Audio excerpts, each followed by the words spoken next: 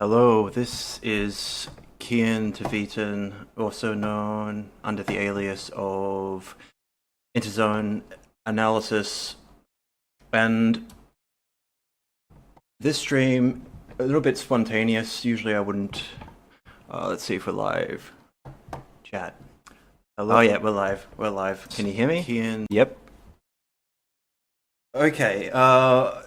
People who don't know me or who are new to my work, I am a investigative journalist with a history of mostly being a bit of a screw up, but that kind of helped me out a lot with regards to, I guess, my expertise or specialty is now in the realm of extremism. I am an alumni of a university involved specializing in international relations. Before that, in journalism, media and communications at RMIT. Anyway, I freelanced as a foreign correspondent and did terribly. I opportunistically, I won't go into it now, but anyway, I kind of appeared out of nowhere and started talking about stuff that has nothing to do with anything involving journalism on the internet due to COVID and going insane from Melbourne's extreme isolation policies. And then I had to go back to IR, and all hell broke loose about 2 years ago when I started talking about the Order of Nine Angles, a United Kingdom originating extremist organization that has influenced essentially almost every contemporary neo-Nazi extremist and terrorist organization in the West, UK, America, Australia, since sort of 2012 onwards. And focusing on them, of course, networked me with people involved in Atomwaffen Division, also rebranded under the NSO, National Socialist Order. The base, another. It's like the ONA is like a virus. It just spreads and spreads, influencing the aesthetics of extremist organizations. I think that's going to change.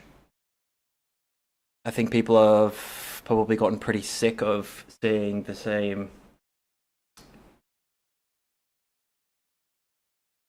stuff popping up everywhere in NSM movements, and yeah, everything has its cycles. Anyway,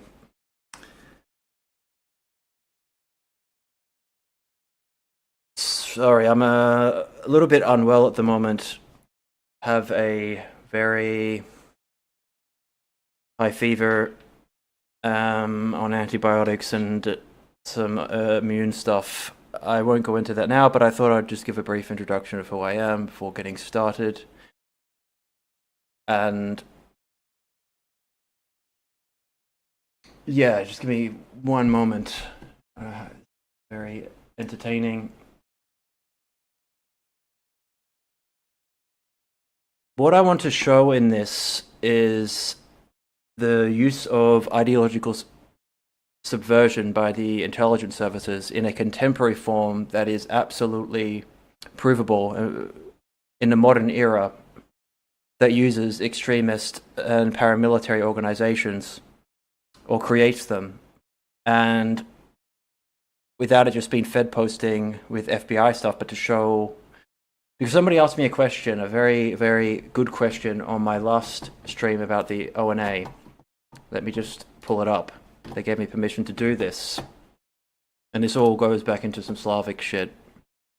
Oh, and I'm trying to be a little bit less hardcore than normal because I know that's kind of lame, but I'm getting banned off almost everything, like blacklisted, not just banned, like by name. I'm on their lists because I'm such an important person, obviously. Christ. Anyway, now it's not just Reddit and Twitter. Thanks, Elon. Don't mention apartheid, Elon. Totally different from apartheid. You know, not that I'm judging. Not that I'm judging. Have you ever noticed that? I'm sorry if I have South Africans watching, but there's a bit of a meme that's been going on for about 20 years about how South Africans are absolute pricks. And yeah, anyway, he's an amoral opportunist. And a lot of people have been getting banned who are far right. But anyway, I've been banned off Facebook permanently. I've been banned off, almost everything. My music isn't, interestingly, though that gets people flagged on Twitter. I mean, X. Sorry, Elon. Anyway, where is it? I should have had this all pulled up, but alright, there we go. Comments, I'll drag it onto the screen. This is... I had it all screenshotted, but stuff you're talking about in reference... So someone asked me a question on my last stream where I go on about NATO, essentially creating the ONA and that theory, and somebody asked me the stuff you're talking about in reference to Russian infiltration. I'll drag it onto the screen. Can people see that all right? I'll make myself a wee bit smaller here. So Lucy Alice Knox 5871 asked me the stuff you're talking about in reference to Russian infiltration reminded me of some of the things Yuri Bezmenov has talked about. I was wondering if you had any input on how trustworthy he is, and if you knew any other ex-spooks from Russia that had anything interesting to say. Now I find this... Ignore that. I find this... I fucking love this question. If anyone doesn't know, Yuri Bezmenov is a ex-KGB defector who escaped... Wait, what? Warning. Wait, am I getting in trouble? Fuck off, don't fucking show up there. What's going on?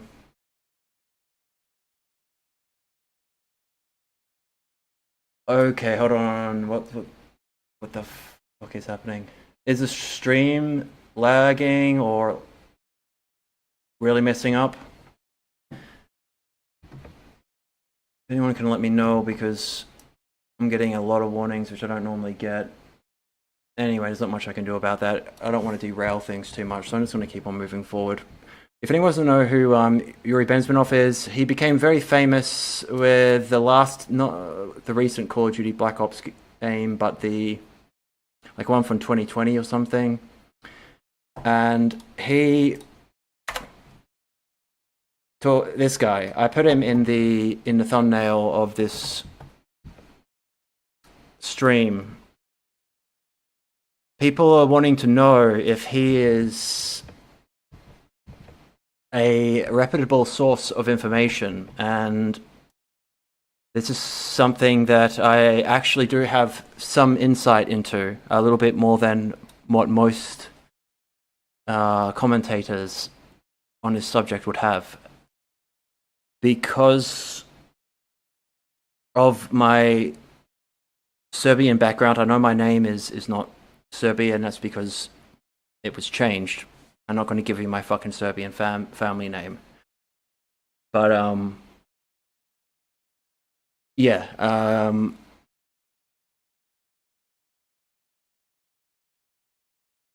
the ties between Serbia and Russia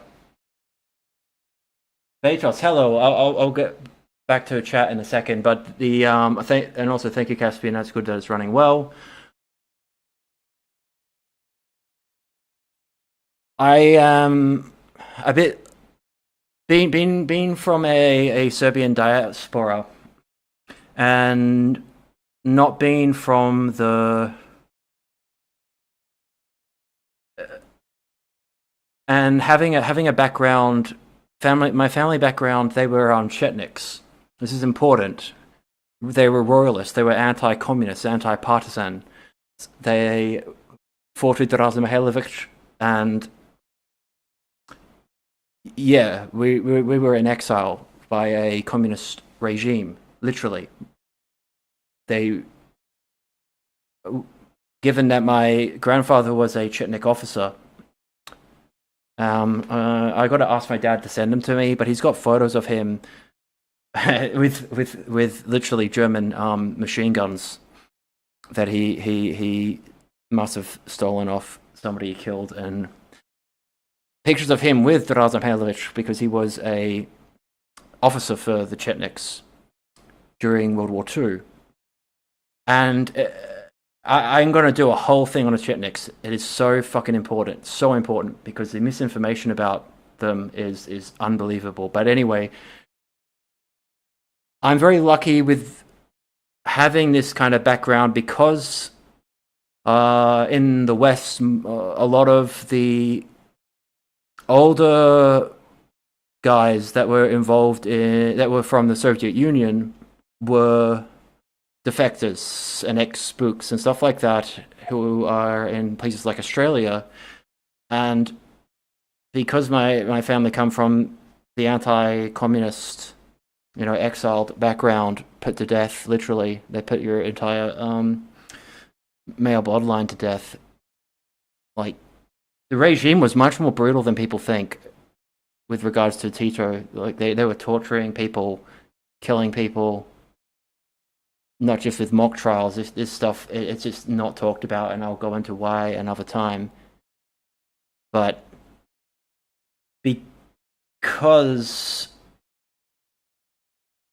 of this background, it has helped me meet quite a few Russian ex-spooks myself. And how do I know this? Well, when you've defected, it doesn't really matter if you tell a few people that you were in the KGB at one point too much, because you've defected to the West or snuck in, but a lot of them, it's really to give context. You need to really go back 100. Anything to do with Slavs, you need to go back 100 years minimum to get actual context on what the fuck is going on, and because of the Orthodox Christianity connection with Russia and Serbia, and because of the very based sort of nationalistic, three-finger salute, lads. Fuck. Nationalistic direction, especially Russia publicly these days, but Serbia still does it too. They're just a little bit more subtle with it. Serbia's been a little bit cheeky with regards to the whole Ukraine situation, and people don't quite understand why. I do. They're not anyway to do with selling ammunition, but I don't want to get too all over the place. It's really hard to go into any subject like this properly without 1,000 tangents being put in front of you. But you need to take into context that a lot of these guys still had communist sympathies when they come here. They're very, very intelligent, very balanced in a weird way. Some of them move towards sort of reincorporating the royal, not the royalists, but the Orthodox Christian, pre-communist, white Russian kind of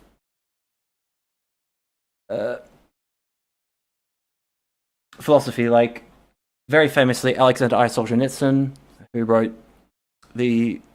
I got so much shit in international relations for using this as a reference and for bringing this up constantly. The Gulag Archipelago by Alexander I. Solzhenitsyn and One Day in the Life of Ivan Denisovich. This stuff I was told was not a reliable reference, even though it comes from fucking the Soviet Union, especially the Gulag Archipelago's own national archives and 300 or something. I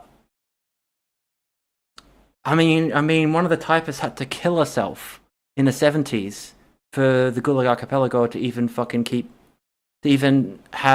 sneak it out of the country.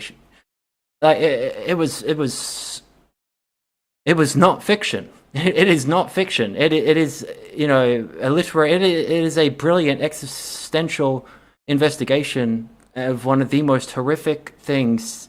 It is one of the most fucked up books I've ever read in my entire life. Fucking Martin and Press and Sutter think they're all that. They should read the fucking Gulag Archipelago, and they now know. Like it is, especially the unabridged. Read the unabridged version. It's 3 books. It's very small type, only about 700, 800, 900 pages a book.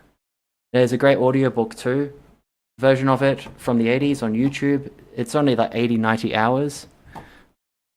Anyway, when I was in international relations, I kept bringing it up, and they would always go, no, he's just a, I even got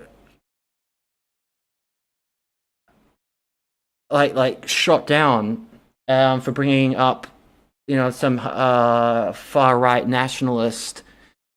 He was anyway. It was fucking ridiculous, and then labeled essentially as a far right extremist just for bringing it up. And then afterwards, this motherfucker came up and apologized to me, realizing, oh no, actually, it is actually a investigation that is historically accurate. Like, I apologize for that. Never apologized to me in front of any of the people that he made me look like a fucking Nazi in front of. It's absolutely ridiculous. Anyway, fuck them. They get the embarrassment of having me on their fucking alumni on academic websites, and that isn't going away, baby. Oh man. Oh man. That's not going away. You're stuck with me by name now. As alumni to you on certain academic website accounts. You're stuck with me. Oh fuck. I've derailed myself. Keep in mind, I've got a really high fever, and I'm on antibiotics. I'm on autoimmune stuff at the moment. No, it's not AIDS. I'm sorry to disappoint people.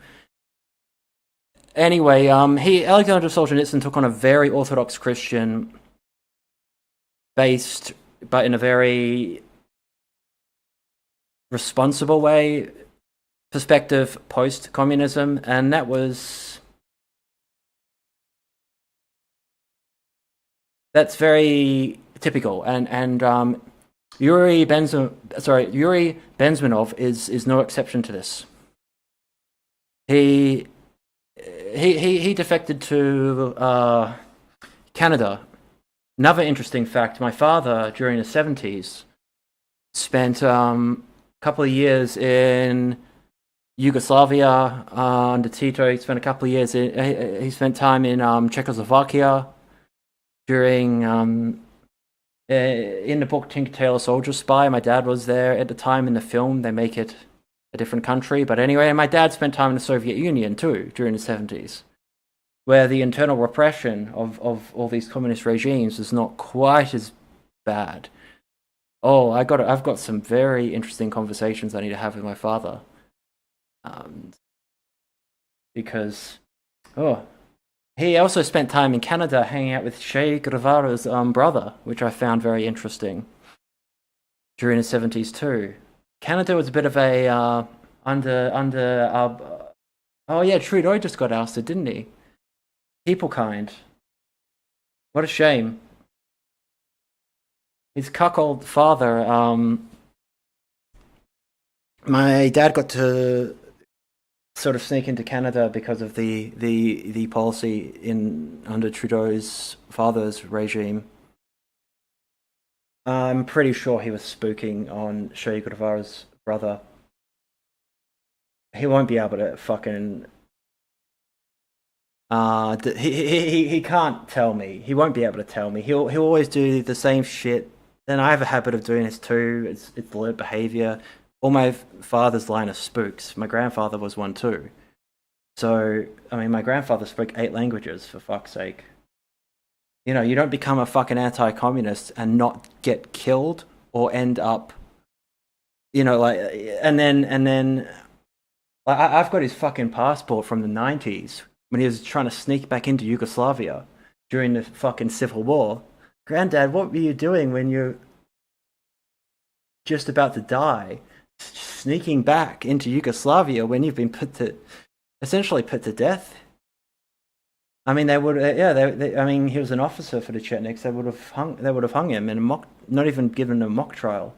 You can see a lot of pictures of Serbs getting hung, which I can't show because of fucking YouTube being pathetic. Because I don't want to get banned. I've been banned off so many places. Anyway, to understand Yuri, you need to understand the context of where he's coming from. And when you have your entire ideology taken away from you, when you realize that what you're doing is not for the good of or for the dictatorship of the proletariat, all that bullshit, and then you realize, oh fuck, I'm destroying a place that I actually love for a regime that is absolutely monstrous. And he defected during the time where I gotta ask my dad. I gotta show my dad this. He might actually, if he was in Canada at the same time period, who fucking knows? My dad's met like fucking everyone. People think I'm fucking enigmatic. You should meet my father. Fuck. Anyway, it's the same with Serbia. They have to go back. You have to go back to your roots of your culture, and that's Orthodox Christianity and conservatism.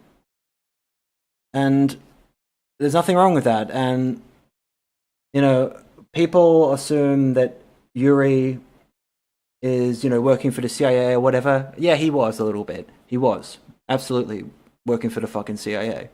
I have fucking documents of Yuri, but from the CIA. But he's trustworthy, and him as an individual and his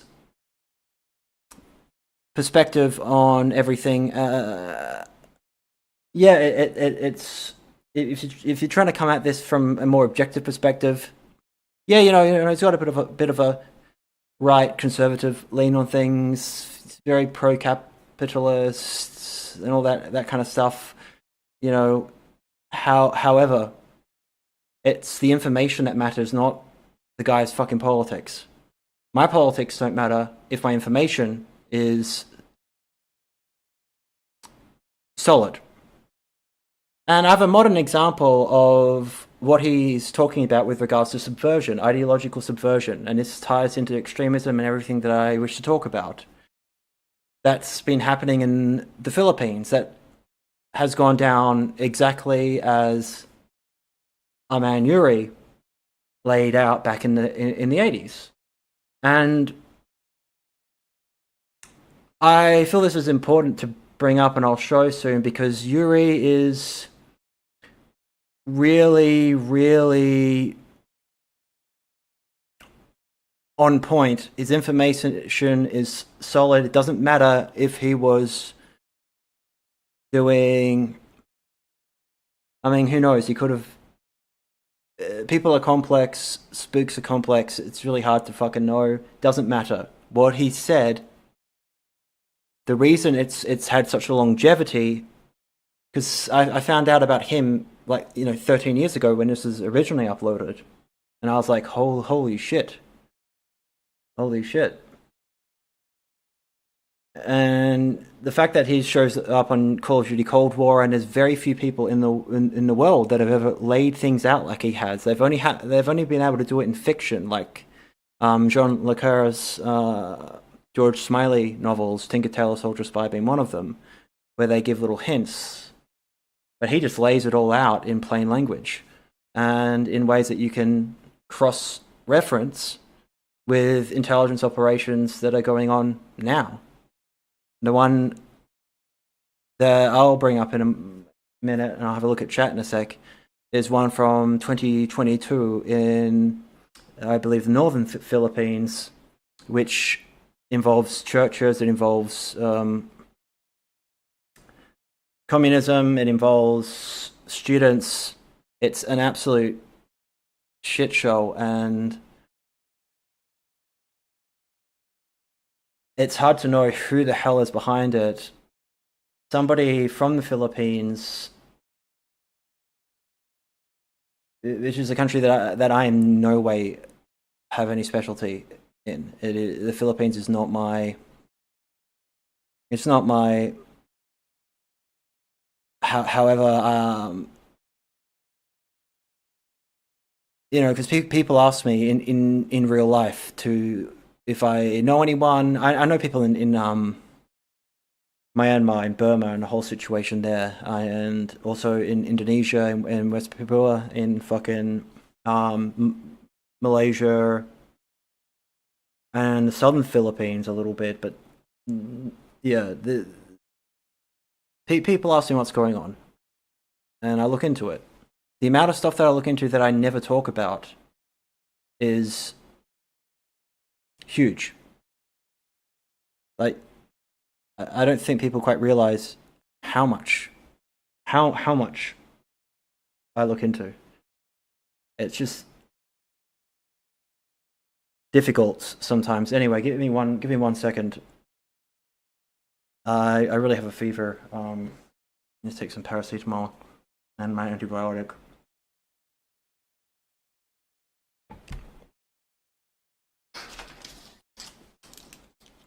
Oh, and if Jake Hanrahan's watching, no, I'm not fucking on benzos, high off my fucking mind. This is an antibiotic, by the way.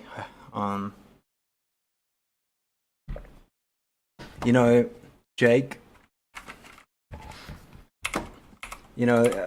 I'm sorry to disappoint you. Where the fuck is it?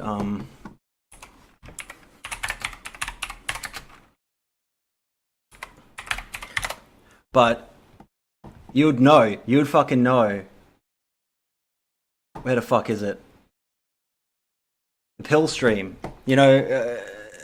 Jake, just so you know what someone who's high on benzos looks like.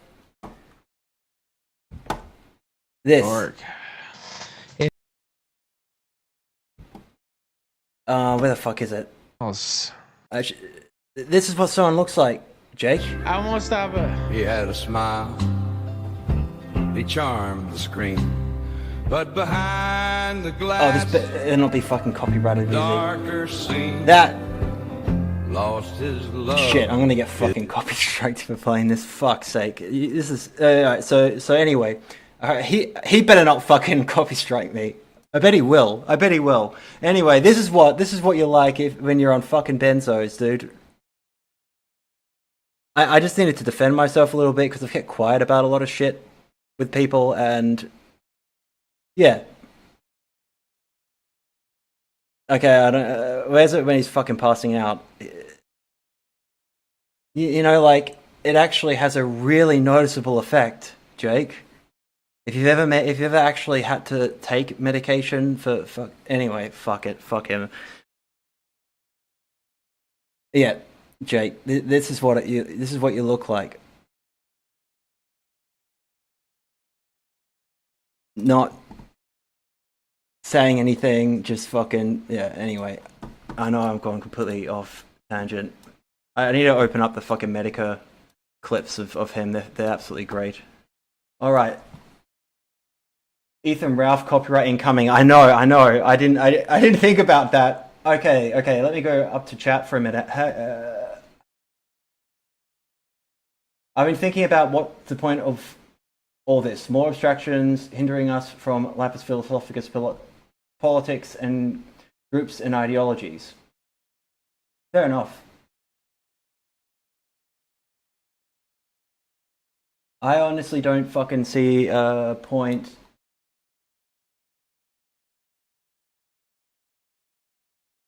in any of it. It's all gossip, high gossip, but still the pattern.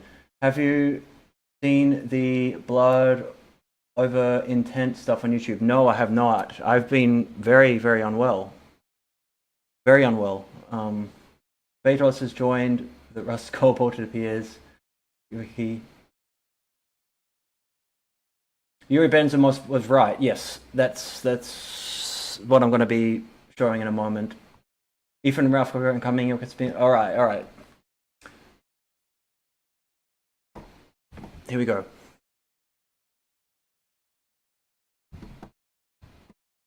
Oh, I've been a boomer. I've got so much to show, but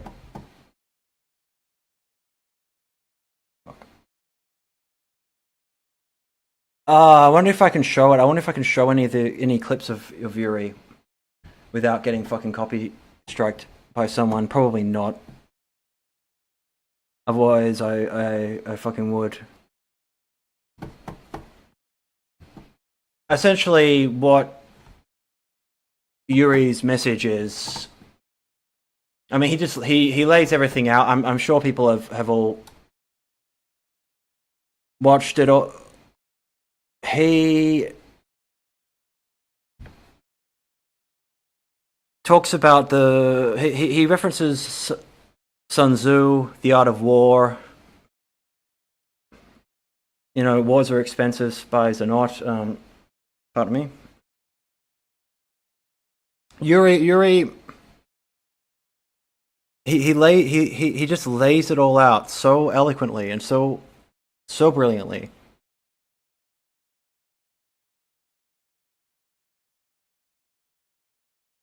What the KGB did, and KGB master spooks, they're in it for the long game. You think fucking O&A does insight rolls right? No, they infiltrate with a plan that goes over the span of decades and decades. Ideological subversion by infiltrating academia of a country, infiltrating journalism, and what you do is, you have students flood countries. I mean, this is happening right now. Russia, you don't forget how to do this shit. Russia. Oh, now I'm sounding like fucking Ethan Ralph, but this is from a fucking fever. Trust me.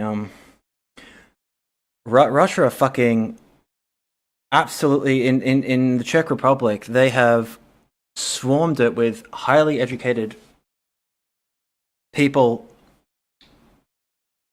I mean, they've been doing it right now. I tried to use AI to make a video about this a little while back, and I got lectured by the AI for not being for being too balanced, and then banned from another fucking thing. All I asked it to do was, I was just experimenting, but it's happening. If you want to learn, say a really good way to network and to get information is to find really cheap language instructors online and pay for lessons in certain countries, and then mostly spend that time, spend maybe €9 for more than an hour, and just get a little bit of information about what's going on. And I shouldn't be telling people ways that I get information. But that's one of them, because It is so cheap. If I was trying to work out what the hell was going on in the Czech Republic, and I was talking to.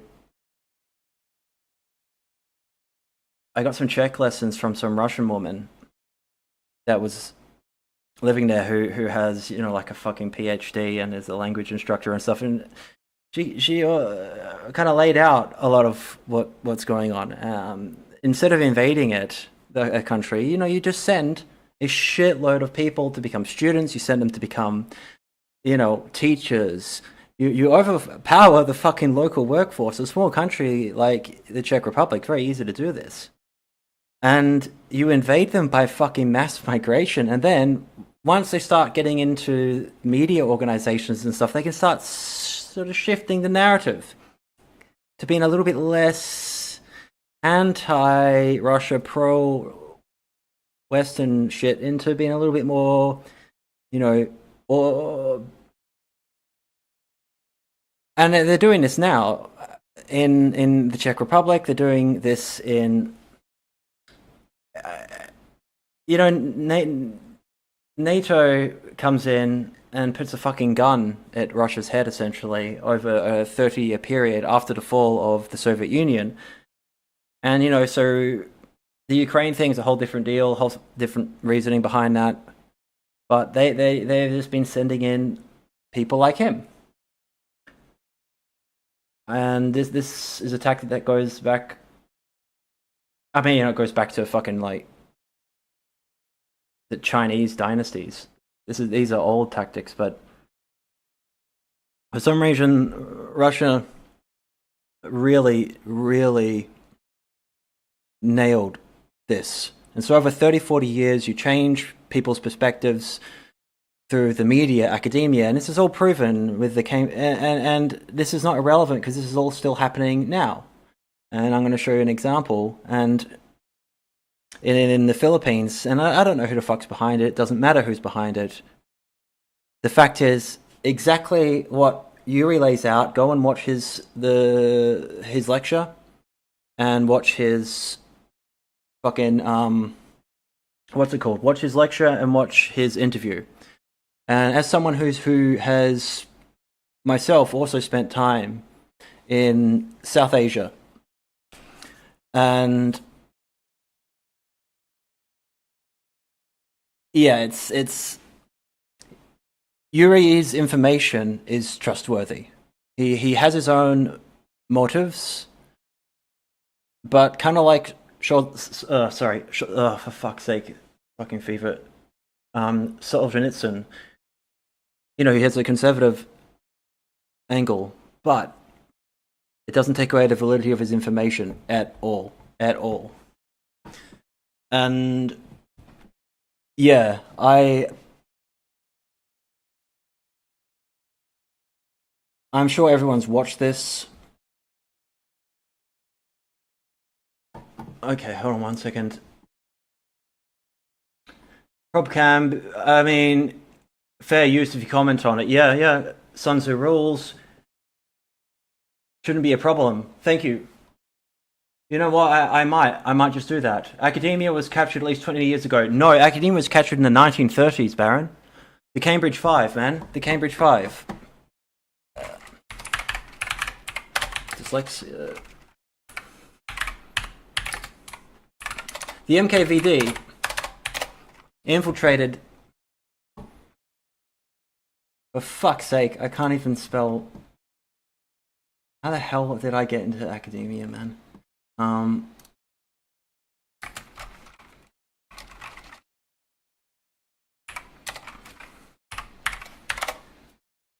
There we go.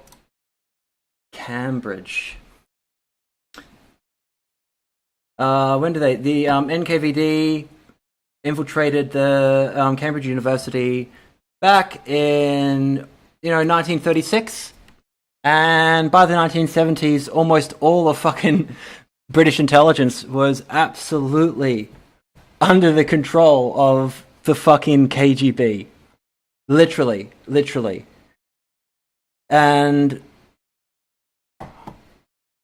seeing the Soviet handlers as hopeless drunks. Oh, fuck you. how dare you say that Slavs in any way were highly intoxicated. Oh, I can't help myself with this. This is fucking hilarious. Well, highly intoxicated, accidentally dropped off one of the secret files he had from the Foreign Office while leaving a pub, jeopardizing his second identity. Spooks are people too, you know? No, we dumb app. People in the 50s were still smart. Really? Highly intoxicated, accidentally dropped one of the secret files he had taken from the Foreign Office, jeopardizing his second identity. He only handed over 389 top secret documents to the Soviets within the early part of just 1 year. Oh wow. Oh wow, chat. How embarrassing for fucking MI6. This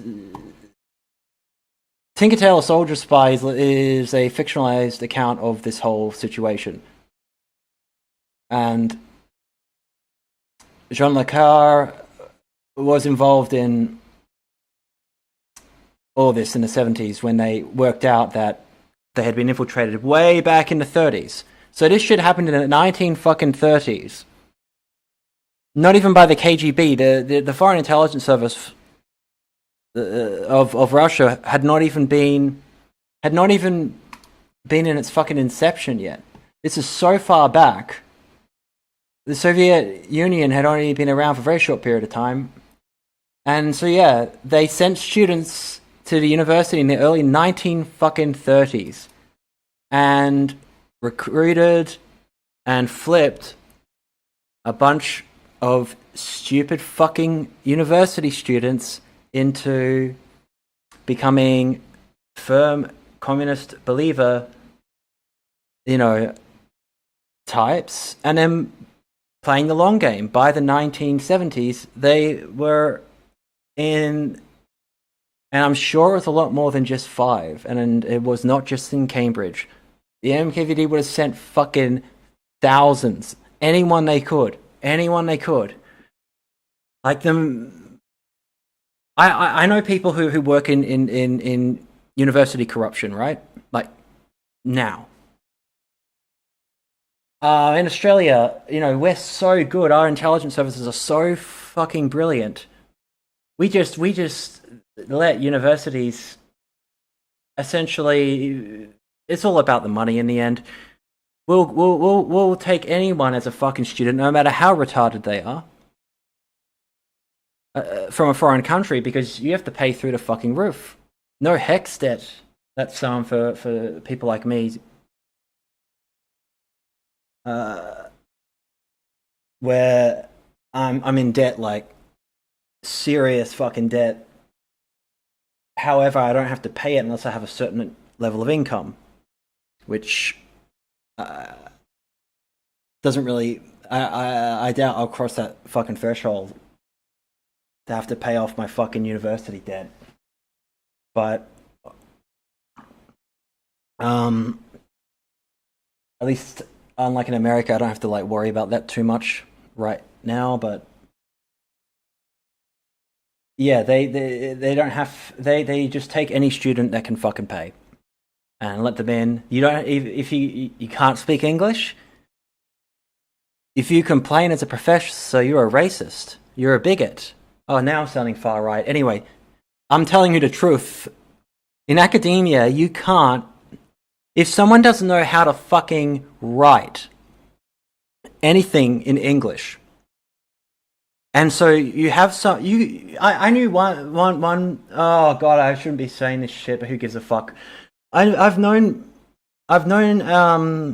lecturers who have had mentally retarded people who have fucking Down syndrome and shit in prestigious universities, and they literally can't fail them because their family will bring the fucking lawyers down on them. The corruption is fucking ridiculous in this country. And I've been to some of the most corrupt fucking countries on the planet, places you can get away with all kinds of shit. If you throw a little bit of money, they'll let you go. Jake Hanrahan, maybe you wouldn't have, gone to prison in Turkey if you did what everyone else fucking does. You bribe them straight away before the charges are officially placed. Jake? Then, because once they've officially charged you, you're screwed. So you have your people pay them off. Straight the fuck away. I mean, I've never been to Turkey, but I've been to a few places where I had the spooks come down on me straight away. And, it all went away because I... Anyway. Fuck.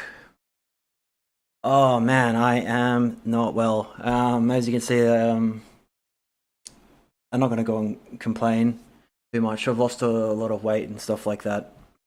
I'm having some health problems that aren't caused by stupidity for a change. Things that are not caused by and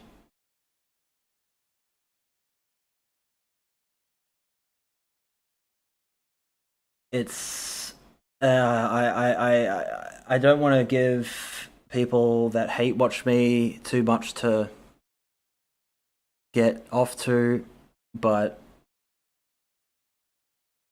yeah, I've had a rough time. That's one of the reasons why I haven't been around much. I had a friend die, and I only just found out. Yeah. Like a week ago. Turns out he died.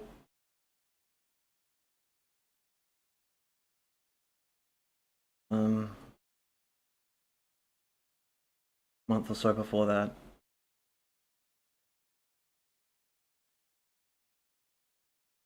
And yeah,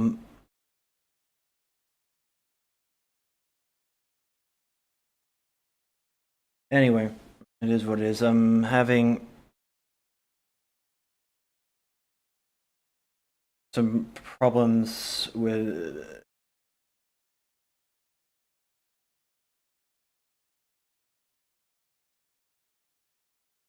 I'm sorry for spacing out for a minute as a...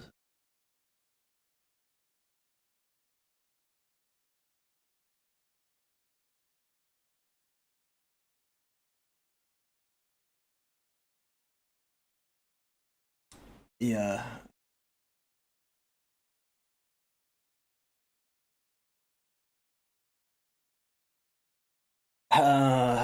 Just some immune system stuff to do with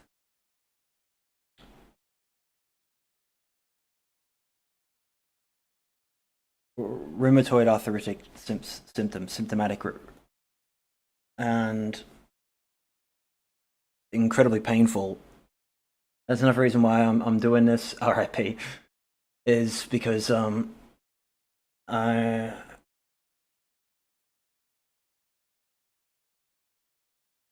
need to keep going. I need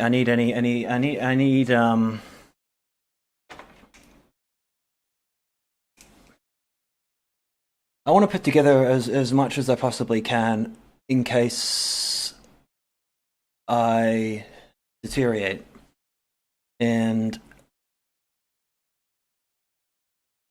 in a way that's, I'm sounding a little bit hyperbolic, a little bit nebbish. Fucking love that word.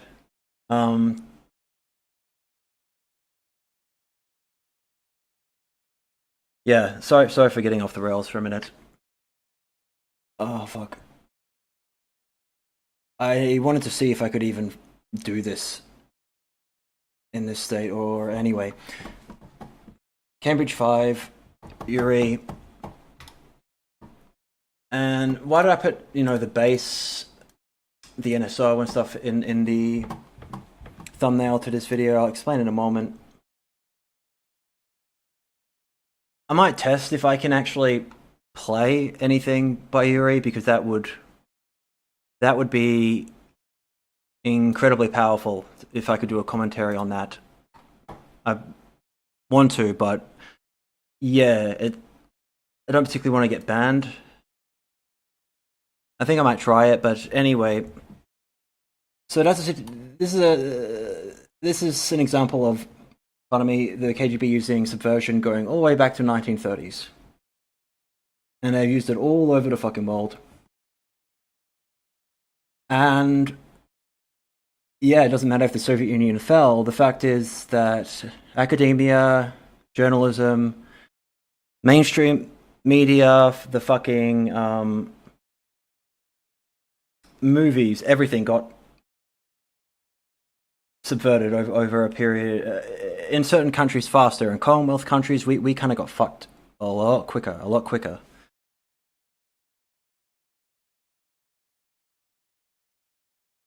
And it's still going on. And in the Philippines, there was a situation, and I know this is 2023, and fuck fact checking, but this is July 10th, 2022. A situation that's very interesting happened in a specific part of the Philippines, which I can't pronounce. I'm sorry, I'm not Filipino, and so right here. Oh, my dyslexia is going to be really embarrassing right now. Baguio. So the northern Philippines. The southern Philippines is where it's just fucking chaos. It's fucking chaos. You got Daesh, ISIS there. You got fucking all kinds of shit going on. But people don't keep enough of an eye on this. And what's happened is red tagging toned down after pushback in Baguio, winning young hearts and minds. An army officer under the task group Baguio, a joint military and police team on a mission to keep the youth from being recruited by communist insurgents. Oh, would you look at that? Address a class of grade 10 students at, can't pronounce that, I'm sorry, if the First Front of Philippines happens to watch this, I'm sorry, this is not my best, not the best example of my work. But bear with me. I'm going to be looking into this a little bit deeper. I'm just using it as an example for ideological subversion because I've got to thank you for this too. I can't say who this is, but thank you fucking so much because this is exactly what Yuri talks about. But this is only a few years ago. It's still fucking happening. Anyway, by communist insurgents addresses the class of grade 10 students at Baka Keng National High School in, oh my god, Barangay Bakaken Norte. Barangay City, fucking hell, I am sorry, I am not good at this. I'm not good. I can barely pronounce English. In this photo taken in June, a police military group that had been going around schools and lecturing students about the so-called so-called communist threat. Oh, really? So-called. Oh, see there, that's called obscurantism. This is another subversive little tactic. Inquirer.net has changed tack and removed all materials that outright identify Brago's activist organizations as recruiters for the New People's Army. I wonder what that is. I wonder what the New People's Army is, chat. I wonder what they are. I'm sure they're not a communist paramilitary kill squad there to fucking murder everyone in the fucking country and take over. I'm sure they're not. Let's see. Oh, they're an armed wing of the Communist Party of the Philippines, the CPP. The NPA is involved in ongoing conflict in the Philippine government. Also, they seek to overthrow the Philippine government and establish a communist state, expel the US influence from the Philippines. Look, I'm not from the fucking United States. The Philippines is not my territory. Oh, okay, I'm going to be very fucking clear. With regards to Southeast Asia from a professional standpoint, my area of expertise is in mostly ex-British colonial countries like, fucking Indonesia, East Timor. I'll have some Indonesians, go. That is fucking Indonesia. Yeah, I know.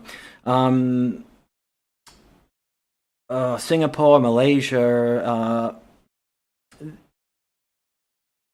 The Philippines is a very interesting one because it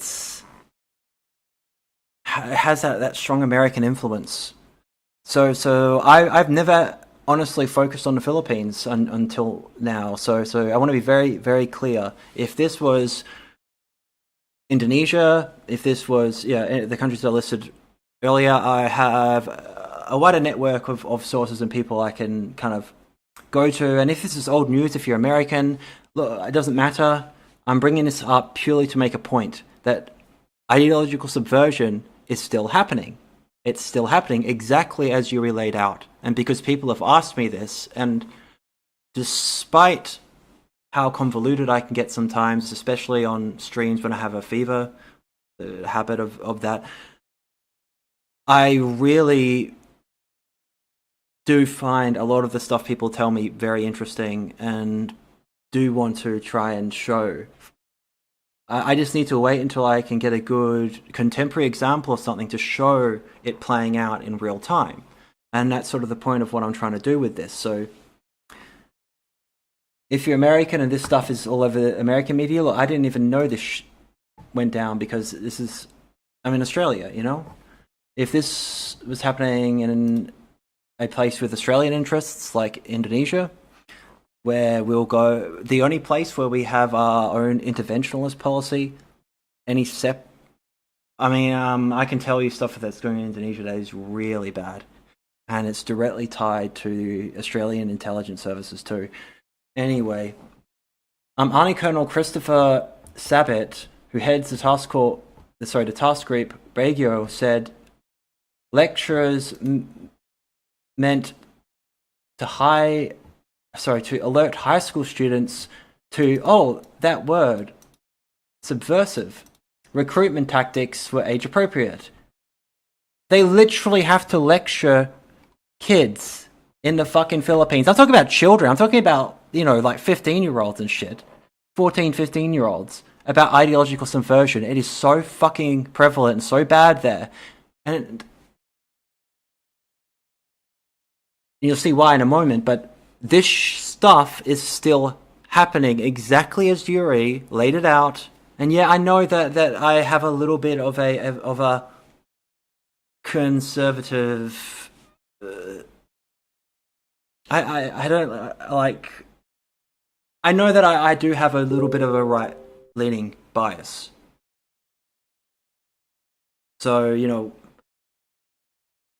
it's irrelevant in this context. Yeah, I'm not a big fan of communism, but another thing, people who contact me, please don't apologize about your politics. I talk to fucking Islamists, Nazis, actual terrorists. Don't apologize to me about your politics. In the end, everyone in these extremes is trying to do the same thing for the most part, and that is they want social change because they see the world around them and go, something has to be done.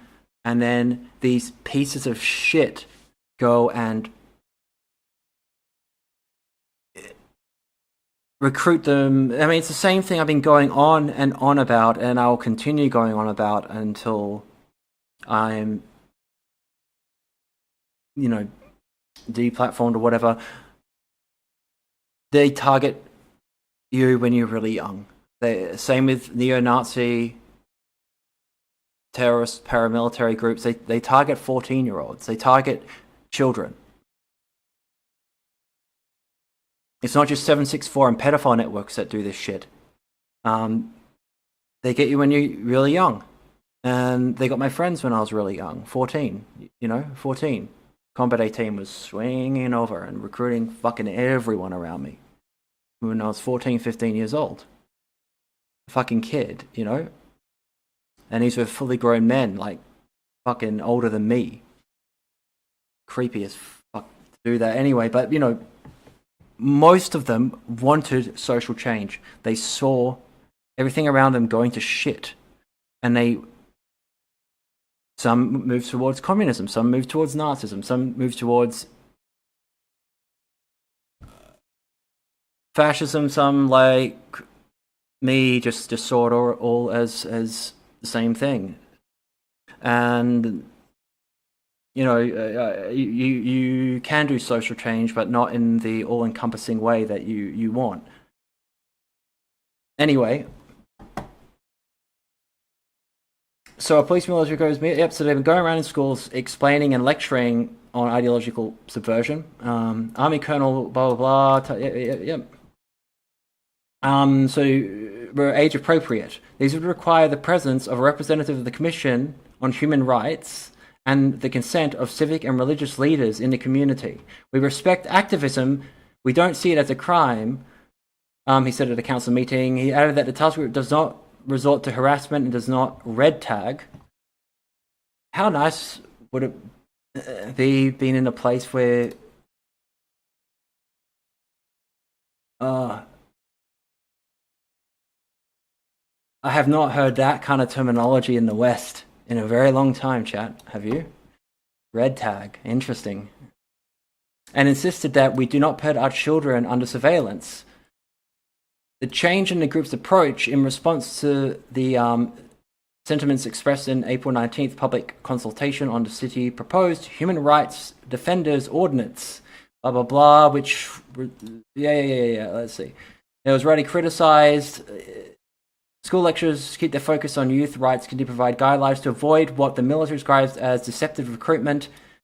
Oh, you should see what the tactics they use. Okay, so essentially, does this article go into it? I got a few that this is an anti-communist task force. They're fucking necessary in where. Oh, fact check. Okay. I think this is the one I need to. They use churches, all right? They're using churches, which is a classic way of asset movement. The intelligence services use cults, churches, and religious movements. You know, the Jesuits, the Order of the Jesuits was created specifically for one reason. Why do you think they went to Japan? Xavius and all that, Francis Xavius back in the fucking 1500s. It was to get rid of the monopoly in Japan that the Catholic Jesuits were wanting to get rid of the Dutch East India Company, you know, the Protestants, and try and convert the Japanese to Christianity to Catholicism in order to depose the policy of only trading with the Dutch East India Company that Japan had for guns and shit like that. It was economics. Using for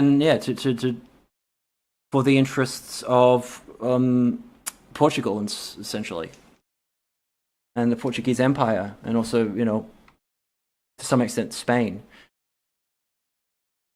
So, you know, the Jesuits, their missionaries were there to recruit paramilitary death squads to go and kill using peasants. This is a whole thing. This has been going on forever. As I said, all this shit goes back 5,000 thousands of BC. This is the oldest trick in the book because it fucking works. It fucking works. And pretty much every extremist organization, including and especially ones like the ONA, it's been used exactly for the same purposes. It's all for the same fucking thing.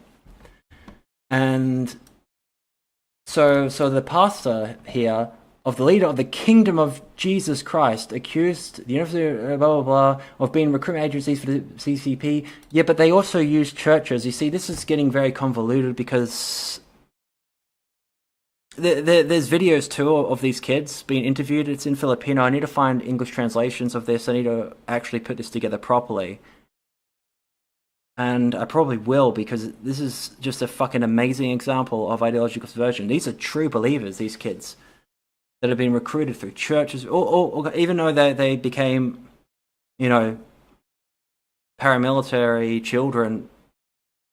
For the thing people have been asking, the thing people have been asking me is who the hell's behind this? If this is the Chinese Communist Party, I'm trying to work this out. I'm wondering if this is like a psyop by American to try and further destabilize any Chinese influence economically in the Philippines, and continue to destabilize the country. It's a mess. It's a mess. But the tactics are very, very much classic MKVD, fucking KGB, Soviet Union tactics. Very reminiscent of the ones that our boy Yuri goes on about. Sorry for going on this tangent. Let's see.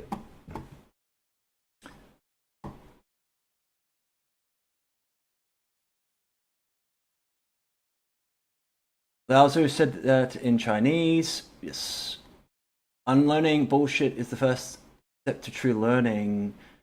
It is not about picking things up, it's about letting things go. This is Taoist perspective. Dao Jiao. They still taught basic reading and math then too. Baron, you are on point. Now it's just indoctrination without actual skill acquisition. Fucking true. People in the 50s were still smart. Oh, sorry, I'm see. PC is proto-woke new thought propagandists, intelligence agencies, hashtag not impressed, at defend, I don't know what that is, biochemical security. They are still all complicit in crimes. Sorry, I missed that. New people, by the way, I think my chat is fucking me up. Sorry about that. Chat, it's in top chat mode, not live chat. That's why it's completely all over the shop. Okay, let me back it up for a minute. I know I'm derailing it. Don't worry. Spooks are people too, KT. Exactly. We totally are. And, this video is sponsored by ASIO, ASIS, my brothers in CIS, little CIS boys oh man, I've already derailed this, haven't I? Oh well. Let's see, half the... Okay. 9/11 terrorists said, give us 20 years and we'll take over your media and control everything America does. I guess they did that, but, that's the UK's problem now. Word 20 years before that, CIA Director William Casey said, our information war will be complete when everything the American people believe is false. They lie to tell you break the spell. You people, by the way, call me speak. We came, we conquered, he died. Hillary Clinton, yeah. Oh, that Gaddafi clip. Jesus Christ. You want to know? Look. Please don't. There's a lot of people I need to get back to who've contacted me. I've been really unwell, and I haven't even been able to be in communication with the people closest to me at the moment. However, please don't apologize to me about your politics. I know I said this before, because I don't care if you're a communist or a fucking, involved in far-right extremism. I don't give a shit. I don't give a shit if you've been you've been involved with, as long as you're not, a fucking pedophile or something. I don't care what your politics are. If you have things that are mutually interesting and have gained interesting insights and perspectives from all this, I know that I'm a little bit... I didn't realize I was apparently conservative until we saw he died. Ha ha ha ha ha. Hillary Clinton. Clinton's thing, that Gaddafi thing, if I was American, I would have voted for Trump in 2015, 2016 because of that, just that one clip of Hillary Clinton. No way do I want that woman anywhere near foreign policy, because she's going to get a lot of us killed. And it was a pragmatic, if, you know, as I said, I'm not American, so it doesn't fucking matter, but it's a pragmatic thing. You see that, and, you know, Gaddafi getting killed the way he did, I need a fucking stream. I need a way that I can have a monetized stream. I need money. Like I need the and that way I don't have to like fucking being just getting any little bit of monetization. You know, I don't have to ask people for anything to keep going. I don't want to really do that anyway. Like, where I can actually show everything I want to show, not the copyright stuff. I've got so much shit. It's just yeah. It will instantly get me thrown off YouTube, and I need it.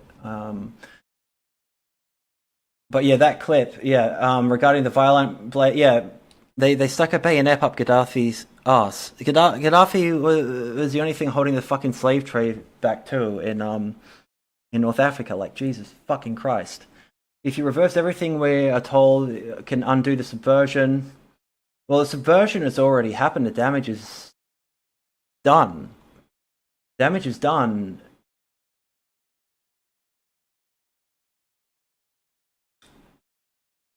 The thing is all sides just revert. It can be reversed. There was a Chinese spy major in the Philippines a while back. Interesting. CIA faked vampires in the Philippines for subversion in the 70s. That's interesting. You see, because I'm not American, like, the Philippines is probably like one of the few places in Southeast Asia that America has such a holdover. I don't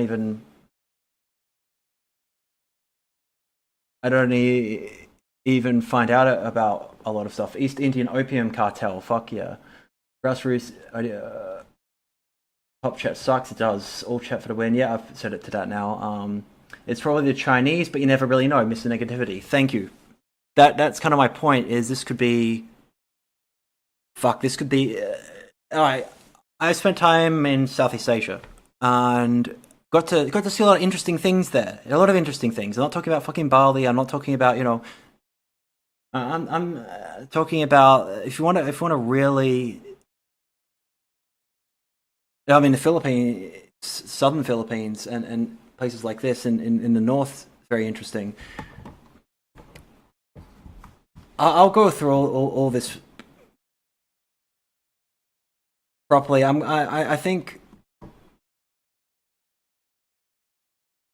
FBI.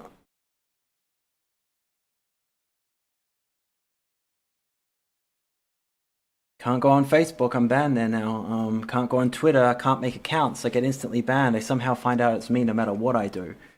Fucking ridiculous. I can't even do... Anyway, oh, it's interesting. Hopefully Ethan Ralph won't fucking copy strike me for showing him on Xanax. I needed to make myself look like less...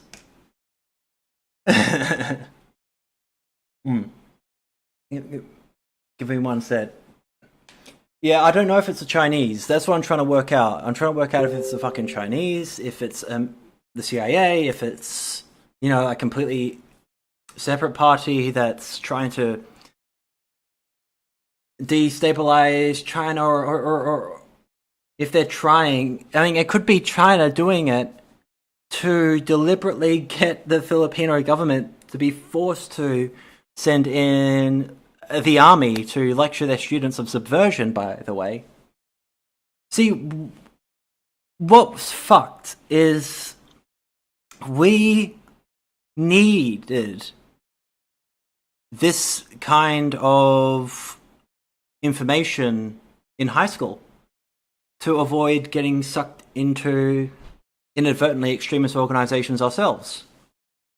Ideological subversion, all this stuff. Our Prussian education system, which is just a joke, has maybe Combat 18 wouldn't have swooped up everyone around me so fucking easily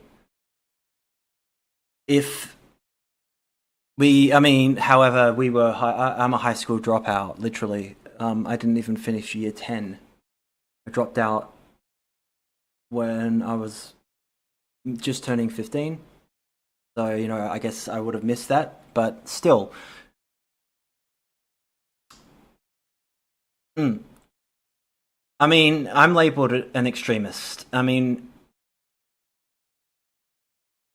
Which is just ridiculous to me. Absolutely ridiculous.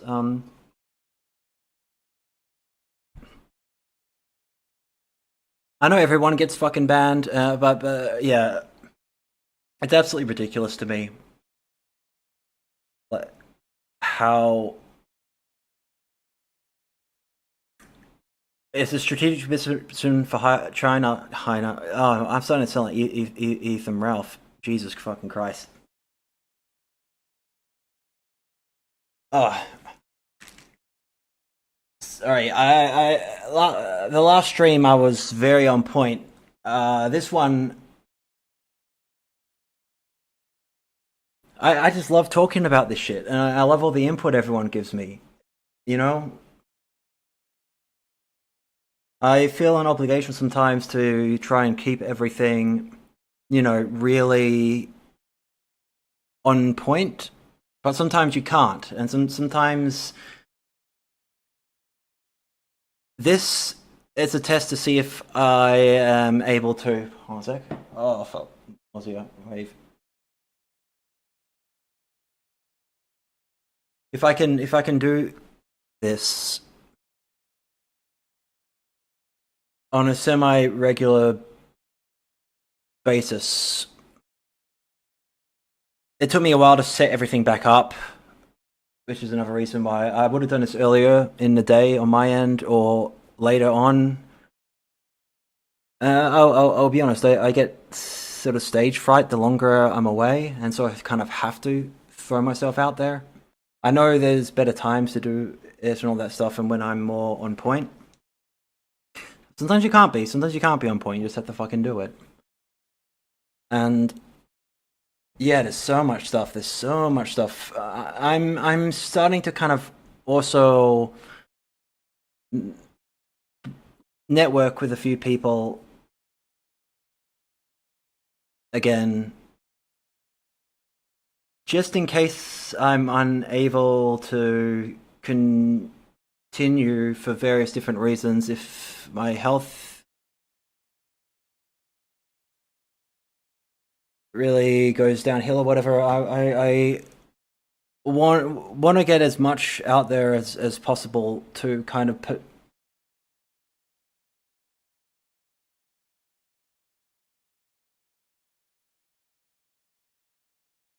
because it generally does help people. And yeah, I've had to waste a lot of time with hacking campaign against me at the moment. I would show you the text I get on my phone for verification codes. Like sometimes I get like 15 in less than a minute. Anyway, I can't because then the codes will show up, and then yeah, and people can see that shit. I had an account compromised yesterday, so I had to spend all fucking day. They almost got my bank. They almost got one of my banks. For someone so small, it's absolutely ridiculous the level of security I have to operate under. It's absolutely fucking ridiculous. I am completely unknown. It's absolutely fucking ridiculous, but it is what it is. They want to waste their fucking time, they can. It's just frustrating sometimes. It's frustrating. Anyway, we all have bullshit we have to deal with. We all have our own issues. And yeah, I don't want to fucking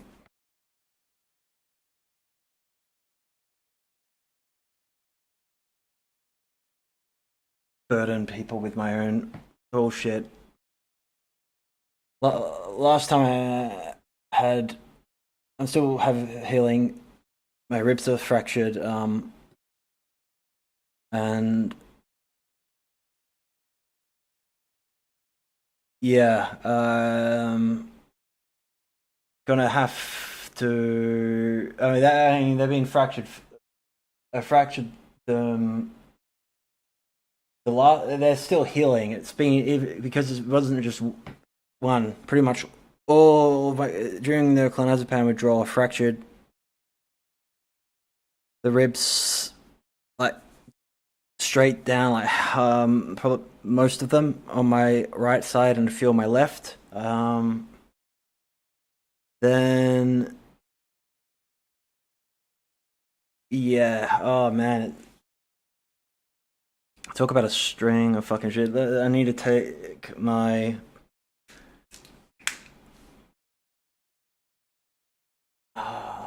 I'm gonna have to take a intermission for a moment.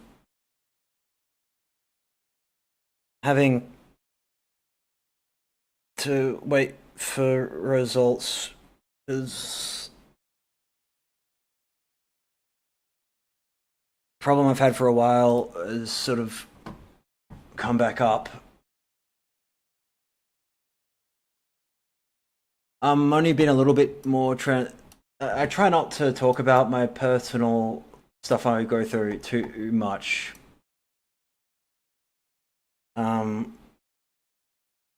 Like it's probably a bit hard to see, but the joints on my wrist are all fucking weird. And swollen and stuff, and sticking out in kind of fucking weird ways.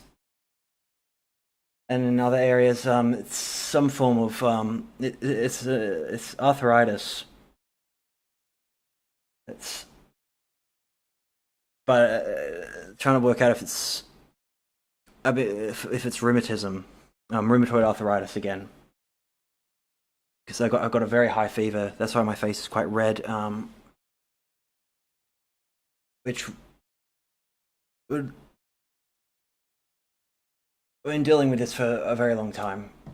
I just don't talk about it. I don't want to give more,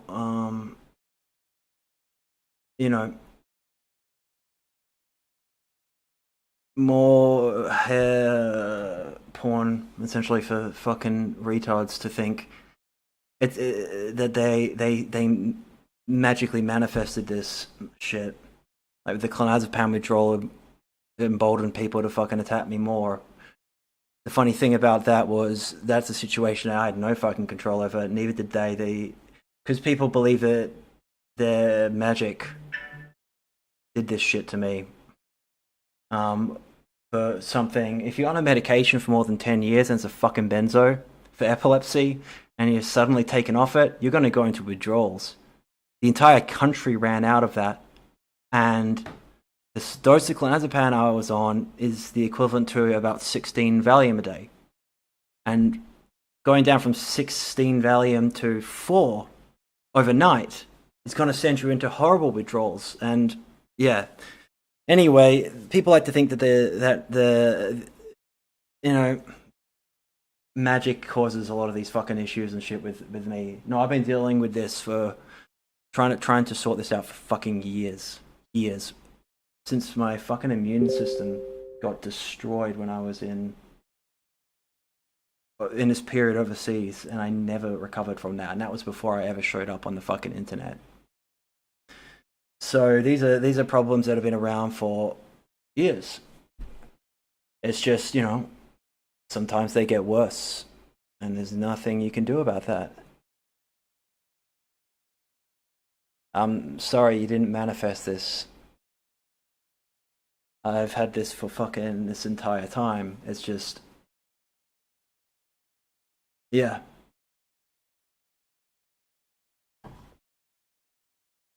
Okay, give me 1 second. Text. Prob Jacob Sockness. You're doing good, thank you, bro. China makes fake everything. They do, except they make good cigarettes. They make good cigarettes. China's a little bit subversive too. They're not quite as communist as you would think. Have a lot of people on WeChat that I talk to in Beijing and stuff like that. And let me put it this way. I've talked to a lot of people from America since studying, since doing this. People in the UK, people all over the place with regards to Western countries. And I can guarantee the average man in Beijing, China, who has a okay job is having more fun than any of us are. They're playing mahjong on the street with their fucking friends, chain smoking, fucking double happiness, or if they want to be really prestigious, Chonghua, official cigarettes of Chairman Mao, my boy Mao. I've got a packet of Chonghua cigarettes here to impress. Most of the people I know are from fucking China. I'm not kidding. Almost everyone. I've been radicalized, bro. I've been radicalized. That dude knows how to curse. The Chinese guys are fun. They're fun. I don't know. It depends on how you define fun. But guys in Beijing send me fucking pictures and stuff of the shit that they're doing, and I'm like, damn. I don't know about America, man. Remember, I'm in Australia. It's really smoking mahjong. It's cool. Hold on 1 second. Let me get them. YouTube. I'm not being sponsored by the Chinese Communist Party to sell their amazing cigarettes. But they can't smoke weed. But I don't smoke weed, so it doesn't bother me. Not judging. It's just not my thing. My thing was everyone knows what my thing was. Let me get them.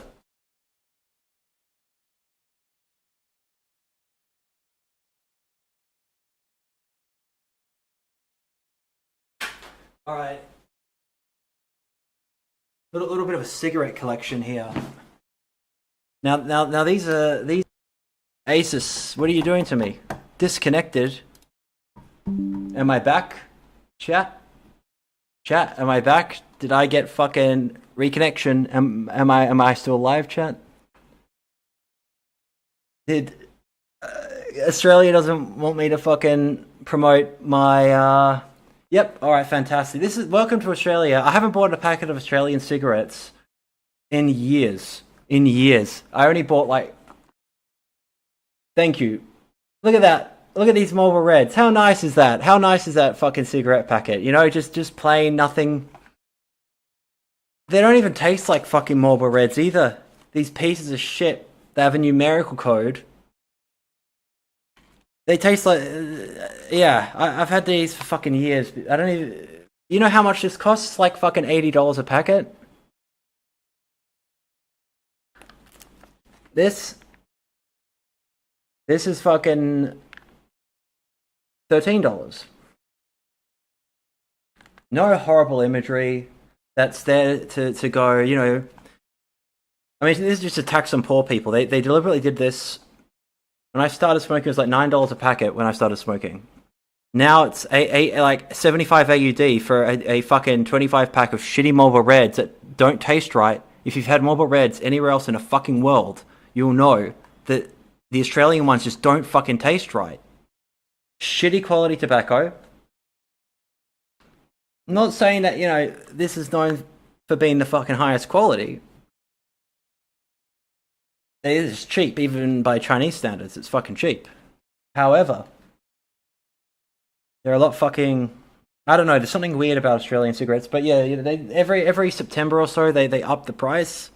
One of the reasons I quit, and then I started again, and after a couple of years, I quit for about 2 years or so, but was because I refused to give them give them, you know, a ridiculous amount of fucking money.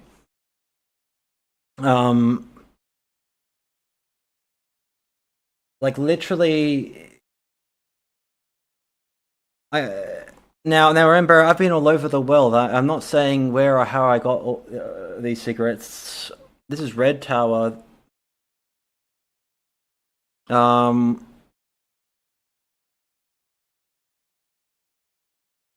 Lashan, I think. I need to brush up on my Chinese. Red Tower's they're a good brand. Guess where this is from? This is from Wuhan. This is from Wuhan. Isn't that interesting? Chat. This is the official cigarette of a province known for respiratory issues that caused a entire fucking global lockdown, allegedly. A pack is like 20 here. Fuck that.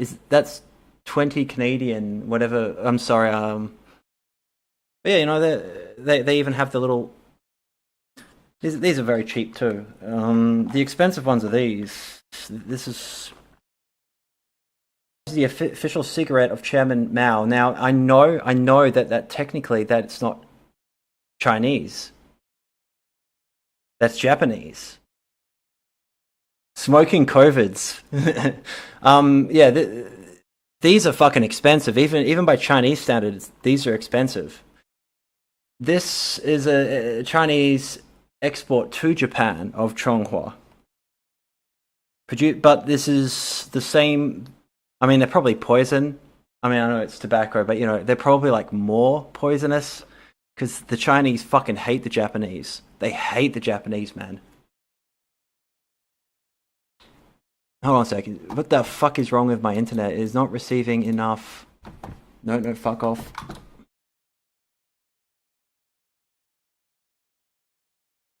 Okay, doesn't matter. I can't do anything about that. YouTube. Anyway, Shanghai Tobacco Group. Chonghua, whoops.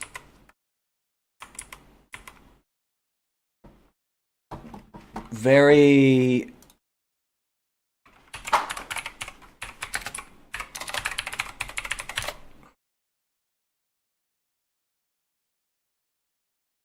I can't give up the prices for all this shit. I'm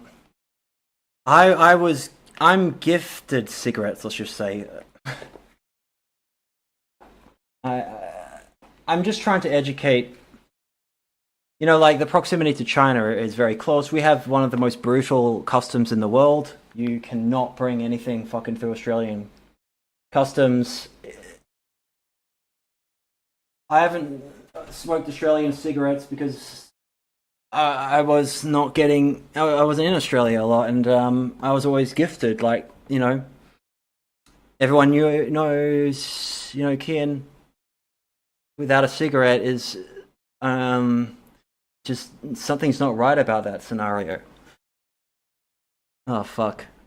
Yeah, Chonghua. Civil servants in China deliberately don't smoke these because if you smoke these in China, everyone will assume you're rich and try and steal your fucking money. I know this has gone completely off the rails. Forgive me. I am sick, but I find it interesting. So Chairman Mao wanted a you know, that's why they're red. I've got Mao's little book on guerrilla warfare, all that stuff. And I'm in the way. Sorry, chat. Best gift. Yeah. People, Melba Reds from Saudi Arabia, because I had that sustained me. I used to smoke fucking. Oh, thanks, man. I used to smoke like fuck 4 20 packs of cigarettes a day when I was bad. I was bad. I would smoke 4 cigarettes in a row. However, that was during a really horrible fucking period, a really dark time. Oh, okay, let's see. Chonghua is a Chinese cigarette brand produced by Shanghai Tobacco, a subsidiary, blah, blah, blah. Marketed as premium brand package design, is bright red color. You know, I can get... Look, I'm in Australia. If you're not in Australia, you guys have access to fucking cheap cigarettes. You don't need... Yeah, he did kill 100 million. However, his cigarettes are nice. I like his cigarettes. You know, some good... Who the fuck said that? Some good... Who was saying this about the Holocaust again? I probably shouldn't make this joke, but... We learnt a lot about... Oh fuck, I forgot. I'm not going to quote that. I need to be a good boy. I need to be good. Because I'm getting blacklisted from everything. Elon. Anyway, I've gone off the rails a little bit, but I always do. Preferred cigarette brand of Mao Zedong. Chairman. Now considered to be a status symbol. Yep, that's why I own them, okay? If you're... A little trick. I'm not trying to... I got fucking health problems and shit. I shouldn't be smoking. I'm a fucking idiot. However, smoking, for me, has been a way to network in countries where... To put it this way, like, you know, the Middle East, no booze, no drugs unless you're, you know, doing it the 100% halal friendly way like I used to. However, smoking, almost everyone fucking smokes outside of the West. Almost smoking is fucking cool. I was thinking, Mr. Negativity, I'm sorry, I almost bought a fucking vape, which is to me the most pathetic gay thing I could have ever done, and I've done a lot of stupid pathetic gay shit, but I you know, because I thought, oh, during, like, you know, streams and shit, like right now I'm desperate for a fucking cigarette and I can't smoke inside because you know, it's hard to get rid of that fucking tobacco smell. However, flavor country. Did it just turn? Yeah, I'm back because I've taken a fucking scam from Shanghai Tobacco Company to pretend I'm anti-communist by talking about shit like this. You know, like the New People's Army, the MPA in the Philippines, but a CPP, in order to then give myself a justification for pushing multiple brands of Chinese cigarettes on you guys. Like 8s, Chonghua, Red Tower, Double Happiness, etc.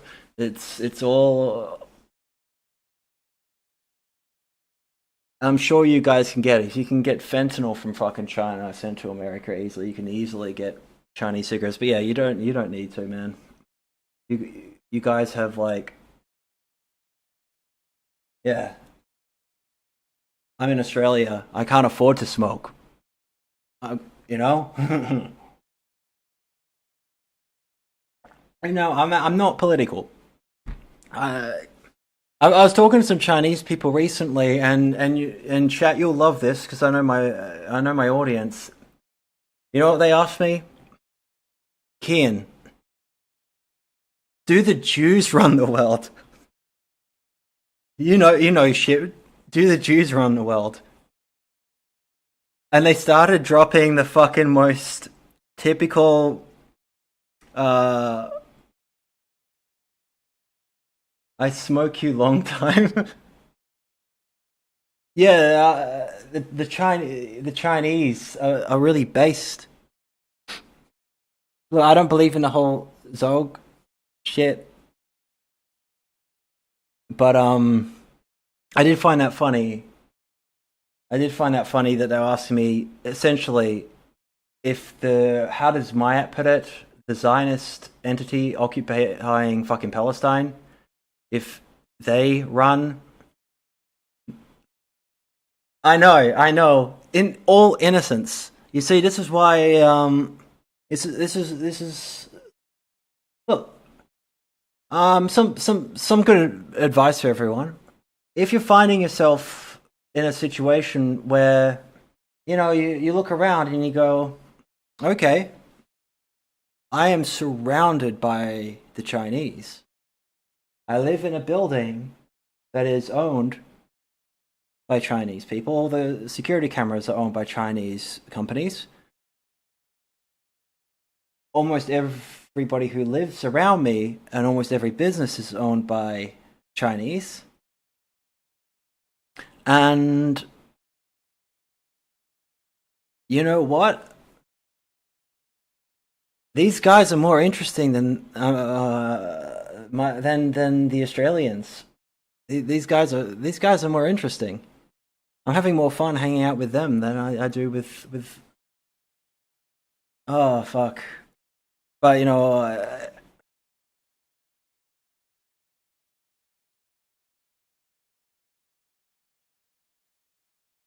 the next will be me going on about the dictatorship of the proletariat, sponsored by Xianghua, the Chinese Communist Party, paying. Give fucking. I will smoke nothing but you, and I won't smoke the filthy Japanese version. Japanese exports of Xianghua. I'll only smoke the Chinese one. If you guys give me a sponsorship, many sold in China, Hong Kong, Malaysia, Singapore. I'm shocked that they're fucking sold in Japan. You want strong cigarettes? Buy one. It's called Peace. Peace. If you want to impress Japanese businessmen, if you ever have a meeting with any guys from Japan, buy Peace. Marlboro Reds are about 0.7 milligrams of nicotine, 0.8. Chinese cigarettes are typically around 1.1, 1.2 milligrams of nicotine per cigarette, so a little bit stronger than the Marlboro Reds. Peace, the Japanese cigarettes, they're like fucking 3-4 times stronger than the strongest cigarettes sold in China. They really want to fucking die. They really want to die, these Japanese businessmen. If you smoke Peace, you're never going to be able to go back to normal cigarettes again. It's like fucking White Ox. They used to be the only cigarettes available in prison. Ridiculously fucking strong. You won't taste a thing after smoking White Ox for a while, and I did for a little bit for reasons I won't go into. A long time ago. And yeah, fuck. Anyway.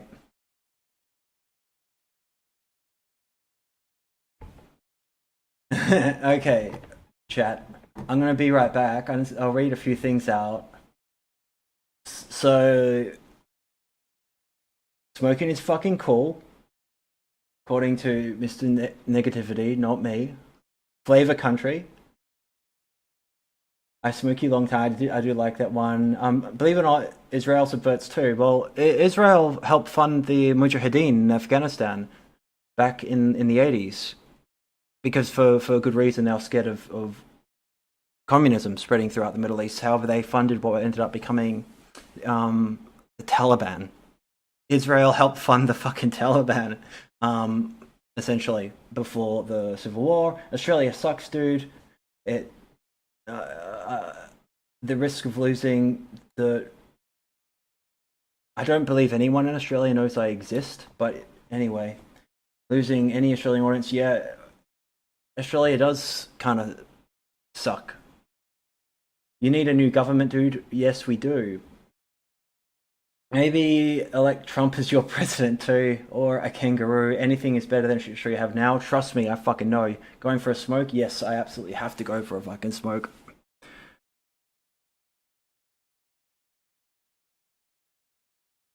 Oh, pill stream. Why the fuck? I'm sorry, I've been sick, and so all I've been able to do is literally fucking... Oh, Israel does suck. I have a friend in Israel, hopefully who's hopefully not dead because he lives on the border of Smoke One Honey. On the border of I don't want to accidentally dox the guy. I'm not going to say where he fucking lives, but very close. He almost got kidnapped and killed by Hamas. He's treated like absolute shit in Israel because he's not the right kind of... This is not me being critical, YouTube, and anyone of Israel, okay? Of Jewish people. I'm being critical of the policy in Israel to be very racist towards people that aren't Sephardic Jews. People who are Ashkenazi. People who are not considered to be, you know... Yeah, they're racist to not everyone. This is broad, but you kind of treated like shit if you're Ashkenazi. Speaking of apartheid, Elon, don't mention apartheid. Elon, whose family profited off apartheid significantly. I mean, you made the Tesla cars. I mean, that was a big deal. That's helped humanity, right? By making cars that you can't hear well. So, you know, like when you cross the road and shit, it's a little bit easier to get hit and killed.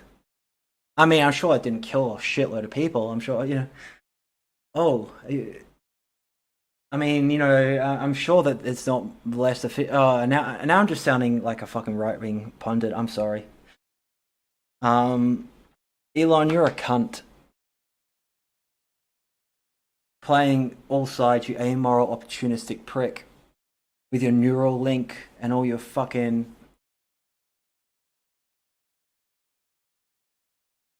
I never understood why anyone fucking has.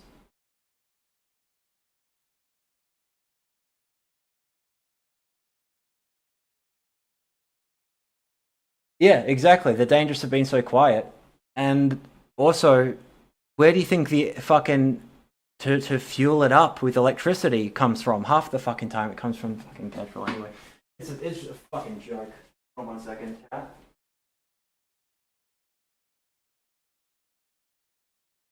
So Jake Hanrahan, to be very clear, I'm not on meth, I'm not on crack. I know you don't give a shit or watch any of my stuff, but I'm sick, Jake. I'm sick. So, you know, I'm not on Twitter for you to fucking accuse me of shit, but still. Oh, I want to see Ralph's pill stream. Fucking I want you to be informed about what it actually fucking looks like. And I'll prove to you that I'm sick, Jake. So I don't trust you to not leak anything about me.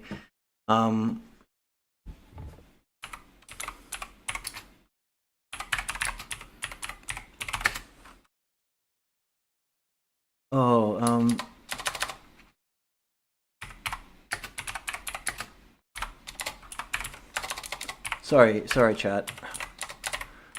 The next one I do will be a little bit more coherent, you know, a little bit more coherent. Oh damn, these clips are... I'm trying to find Ethan Ralph. Fucking, you know, that clip of him. Oh god, 2 hours of pill stream.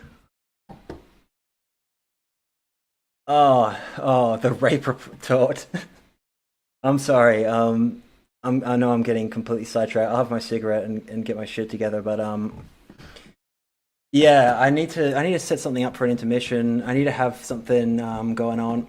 I'll get this down. I'll work out how to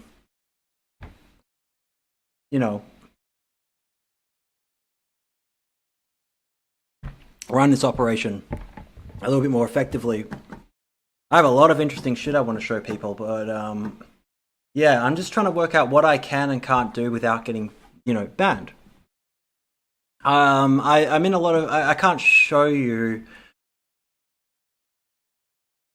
because I don't want my I'm in a lot of Telegram groups involved with private military contractors and yeah, it's I got a lot of stuff I want to show, but yeah, it's over on the other screen. I don't know how quite to do it. So give me 1 minute. Put on some no, I can't for chat.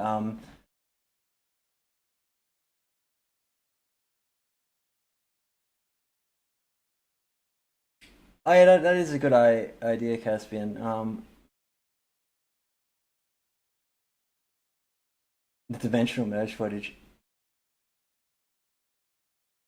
Wait, what? Who blocks everyone who knows me? Oh, Jake Hanrahan. Pardon me. Jake is gay. Yes, maybe Monday they play some room sounds. People can dodge him. The robot tries to run people over.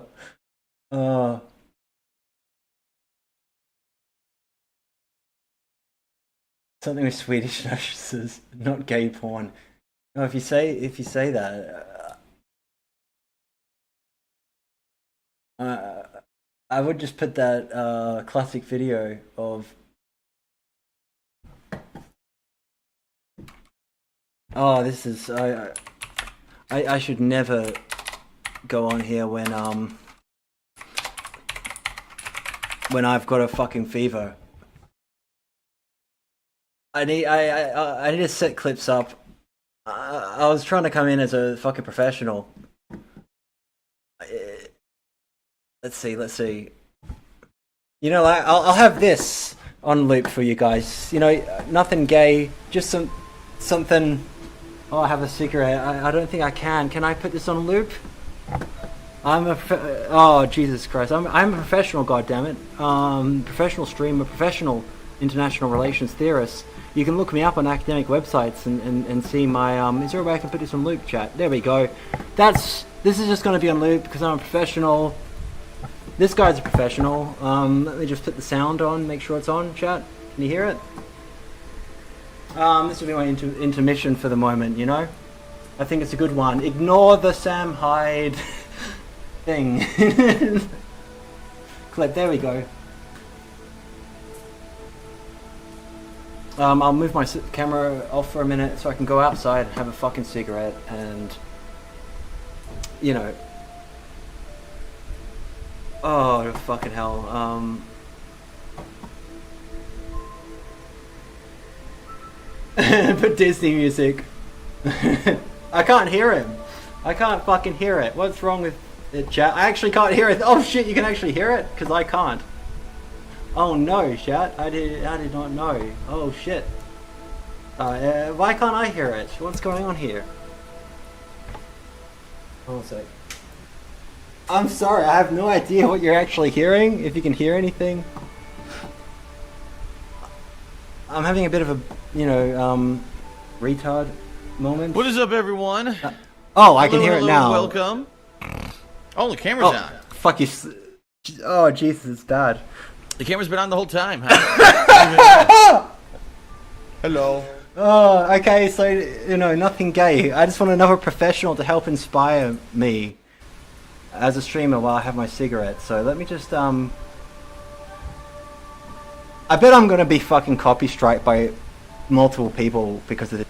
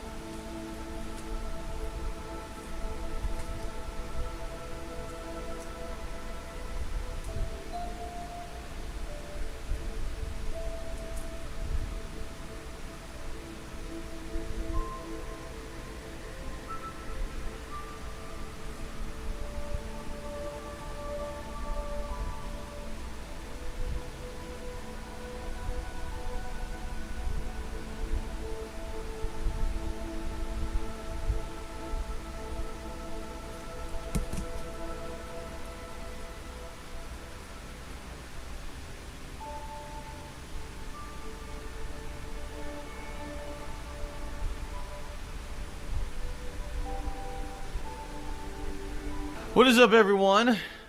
Hello, hello, and welcome. Oh, the camera's on. The camera's been on the whole time, huh? I don't even know. Hello.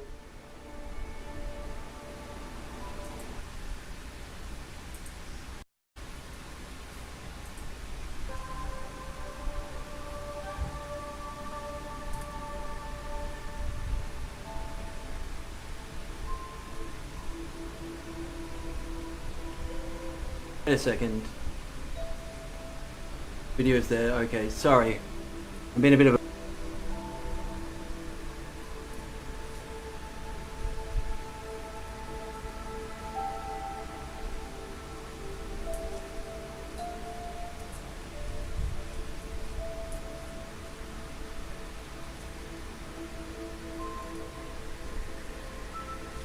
feet. Oh, for fuck's sake, I muted myself, didn't I? Idiot. I'm being an absolute boomer. Sorry, I'll be right back, chat. You don't know what DSP's doing here. He's got gout, you know, so while I'm gone, let's put this on loop. I believe he's just got something on his ankles that's a bit of a problem. And, you know, I need inspiration by pro streamers to help me, you know, with success. Another fucking cripple. Alright, so I'll be right back.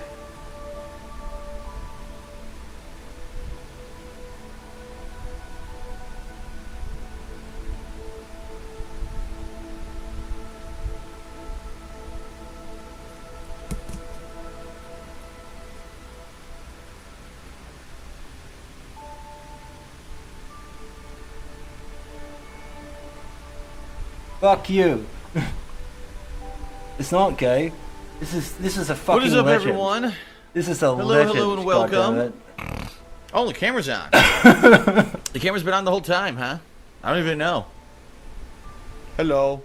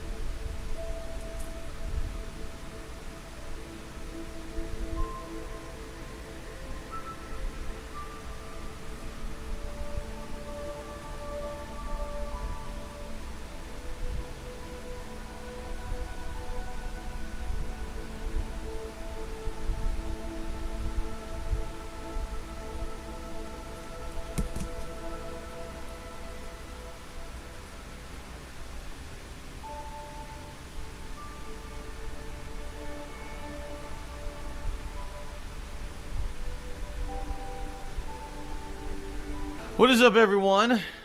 Hello, hello, and welcome. Oh, the camera's on. The camera's been on the whole time, huh? I don't even know. Hello.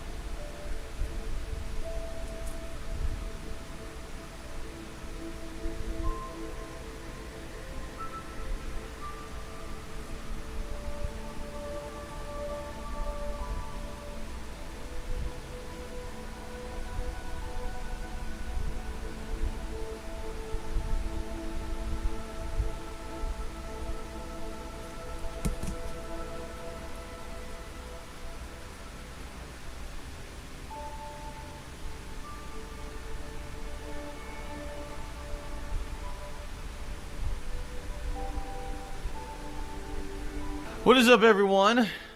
Hello, hello, and welcome. Oh, the camera's on. The camera's been on the whole time, huh? I don't even know. Hello.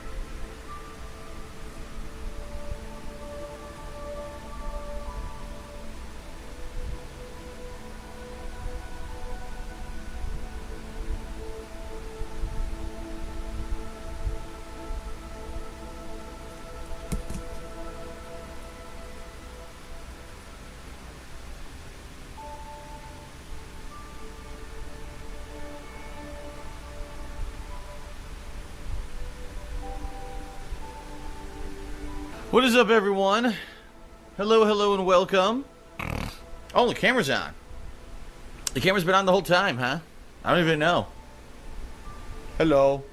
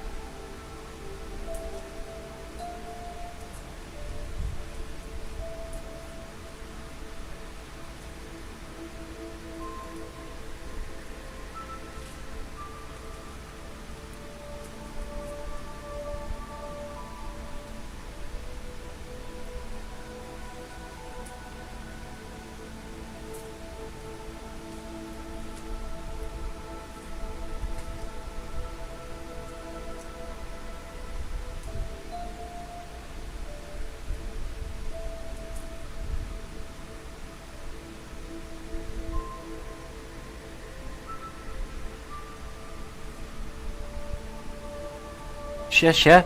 Thank you very much. Okay, go away, DSP.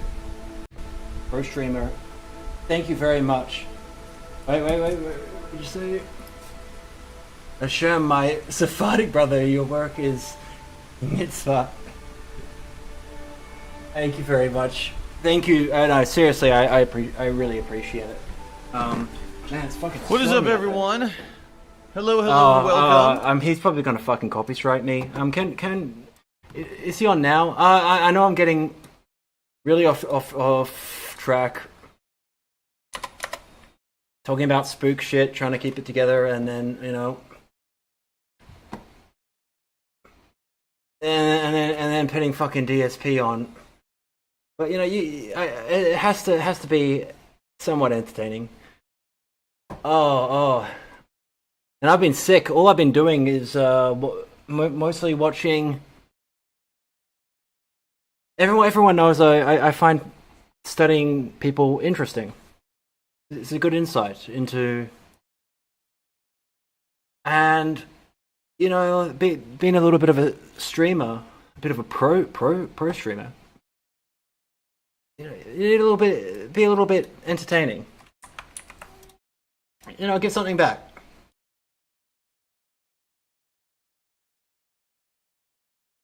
And like Ethan Ralph, whatever his fucking name is, I don't know much about him. I've just seen the pill stream stuff and thought that was funny. And DSP. Oh,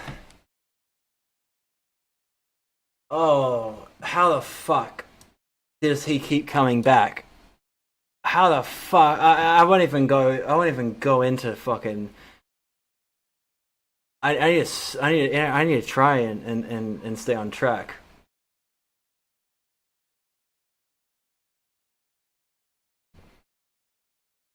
I'm probably gonna get so many fucking copy strikes from this stream. If so, I'll know exactly who it comes from. So it'll be interesting. Now, given our Hyperborean brother there, showing us how showing this little Eurasian dickhead, i.e. me, how it's really done. Let's have a look at. I'm gonna. I've built things up, Everything I do is naturally by design. If anything looks stupid or against my best interests, that's not me being a fucking idiot. No, this is some 4D chess shit that I'm doing. This is me, the Spook King,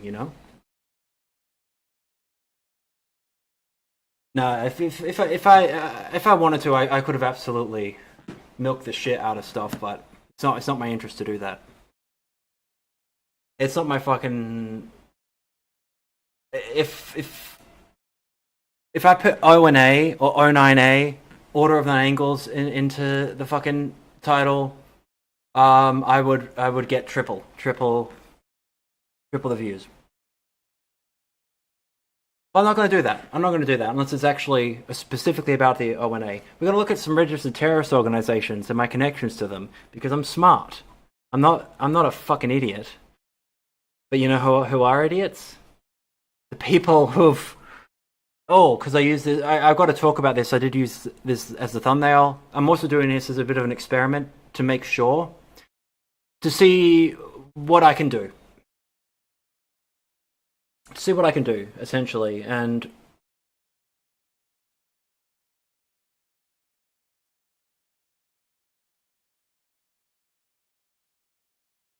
I'm going to read. Talking about subversion, extremist groups, and I'm gonna open up a few pages on Australia's national security website of registered. We've only got 30 terrorist organizations currently listed, and let's just see what fucking checks out. Let's see what checks out with some that. And to be very fucking clear, just for educational purposes, I am not involved in any of these fucking groups. and we're going to focus in on the NSO, the base, and Sonic division. Pardon me, sorry. I'm quite unwell. I'm going to focus on that because I know people who have been involved in these organizations, and I just want to see if they've got it right. Tell us what you think of this page. What was that noise? Doo-doo. Pan-Atlantic, Eurasian, Oceanic. No, it's a reference to what some people call me for complex reasons. I blame the royals. When I read Info, I thought Oceania was made up. No, it's called Australia, especially Melbourne. 1 second, chat.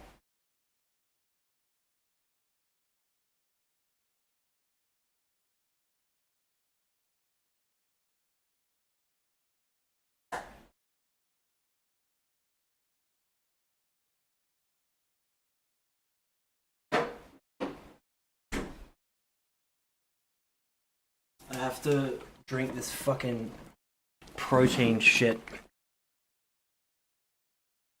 so I don't continue to lose weight,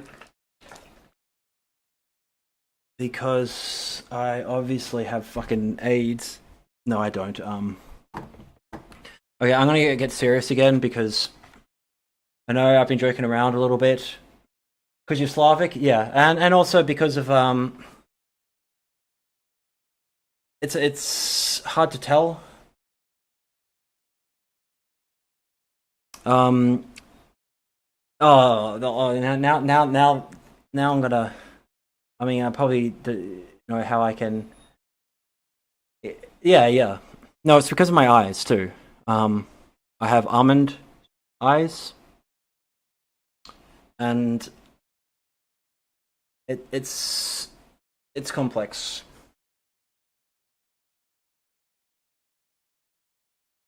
What continent Russia is in? I mean, it borders on East Asia, West, Central Europe.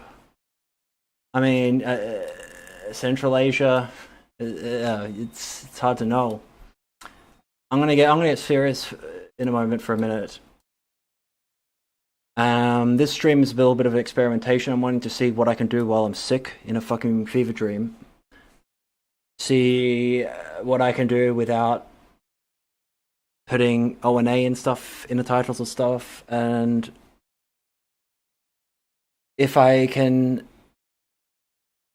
incorporate a little bit of fun rather than all just serious all the time, while still being able to get across what I want to get across.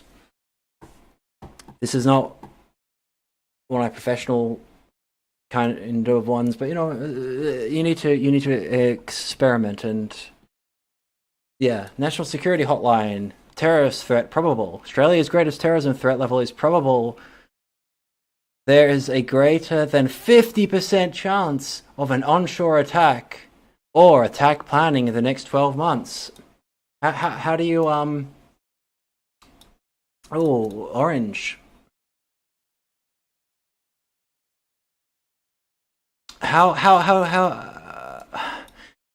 Okay, so one of the reasons I've focused a lot on O&A is because, I mean, you know, I got contacts in the O&A pretty quick, and it just caused a fucking chain reaction organically, to be honest. But also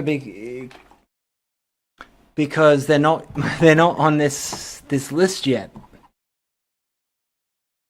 This list that makes, you know, things a little bit more complex. They're going through Parliament. They have been for about 2 years. No, I'm not doing a DSP. I'm just fucking... It's a protein thing, you know.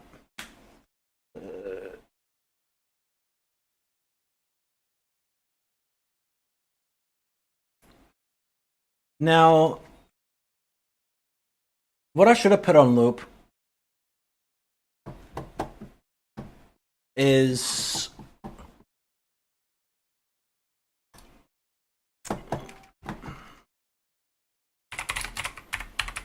I'm going to show a few interesting things. Where the fuck is it? Don't you dare fucking copy strike me. You probably will.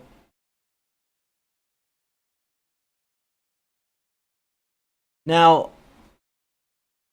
someone's a little bit annoyed at me.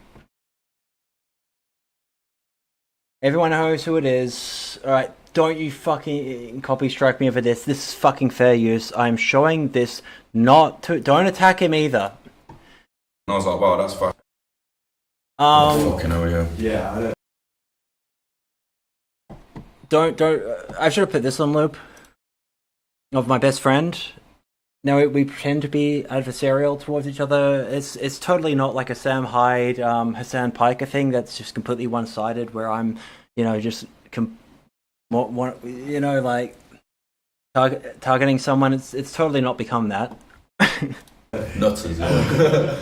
Could you explain like who they are and like what you discovered like whilst you were in Yeah, so... Oh, he's so cool. asking He's about so online fucking now. hardcore. Oh, he's so fucking... Oh, he could beat the shit out of me easily. Like, I'm not jealous of you, Jake. I'm not...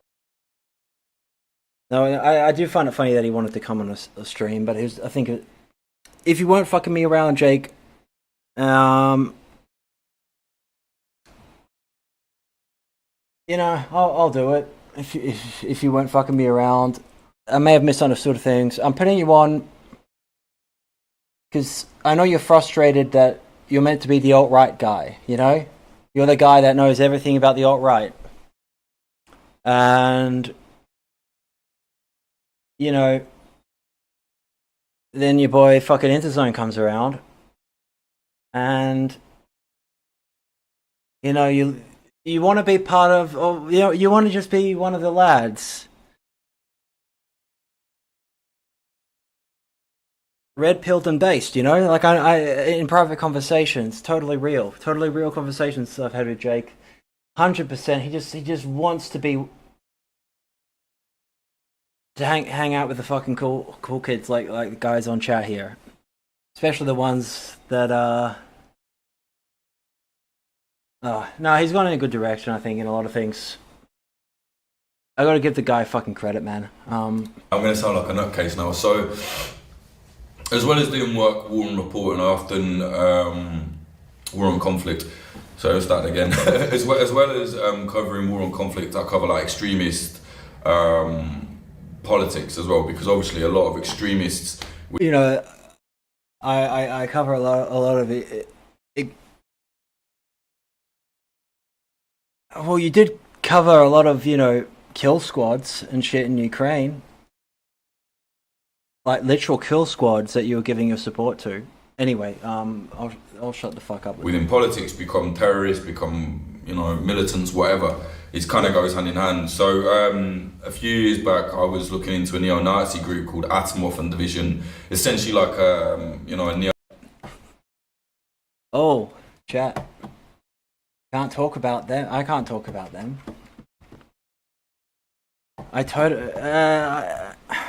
Atomov and Division, I mean, that's the National Socialist NSO order now, according to fucking, Australian National Security. Oh, where the fuck is it? Stuff that I can't show you guys. Where are my emails? I'm gonna tell you, Jake.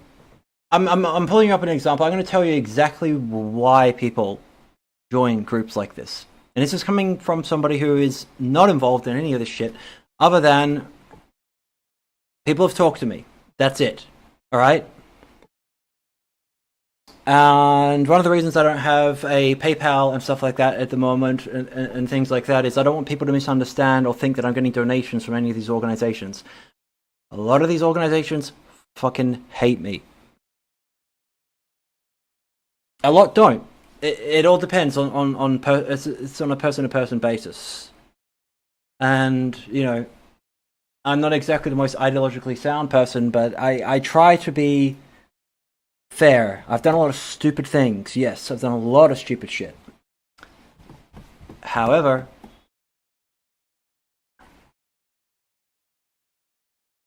most of the ship is shit. I want to be very clear to people involved in the NSO, Atom Orphan Division, the base, who have talked to me. I want to be very fucking clear. A lot of the erratic stuff has been due to my poor health. I'm not using it as an excuse for, you know, disappearing for 6 months and shit like that. But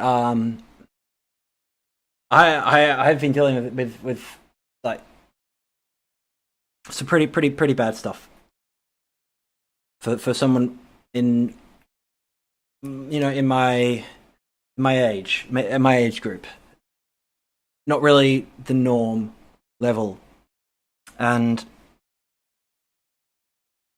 you know, along with typical lame personal life shit that we all have to fucking deal with. And a lot of the time I have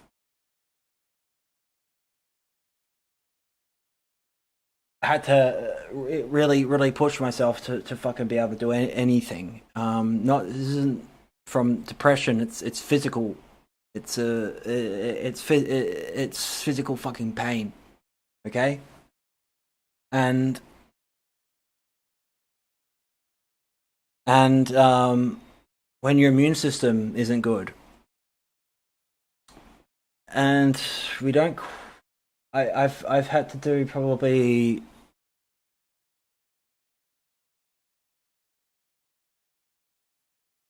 hundreds of tests the past few years, hundreds of medical tests. I'm not kidding, hundreds. And sometimes it's not clear cut of what's going on, even if it is what it is. And one little thing in your system starts going wrong when you've got other problems, and everything else gets thrown out of whack, you know. It's hard to work out sometimes. So I've been doing my best in a state of not being very well. But oh wow, I can't show these fucking emails. I'm wanting to do right by a few things. Oh, chat, you would love these emails. This is with one of the most interesting contacts I've had with almost anyone, and I can never show this shit because I'm not going to show fucking personal emails. However, we're going into the NSO Atom Orphan Division in the base, and I'm gonna tell you, Jake, why people got sucked into this, and give a little bit of context on a couple things. Now, you guys have to fucking remember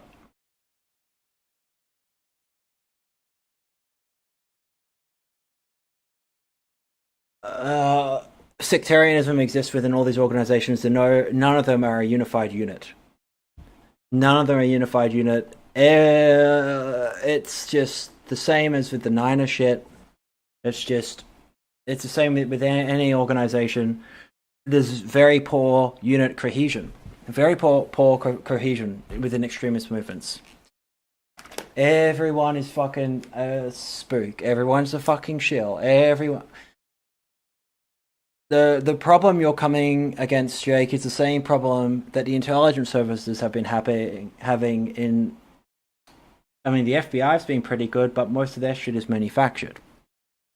They manufacture the organizations so then they can crack down on them. It's not so much the case in the West. Sorry, not in the West. In Australia, New Zealand, the UK, also in America. But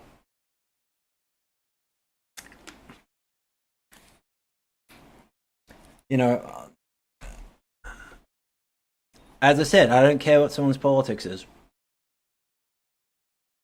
And you can't. You can't if you want to be the extremist guy, Jake.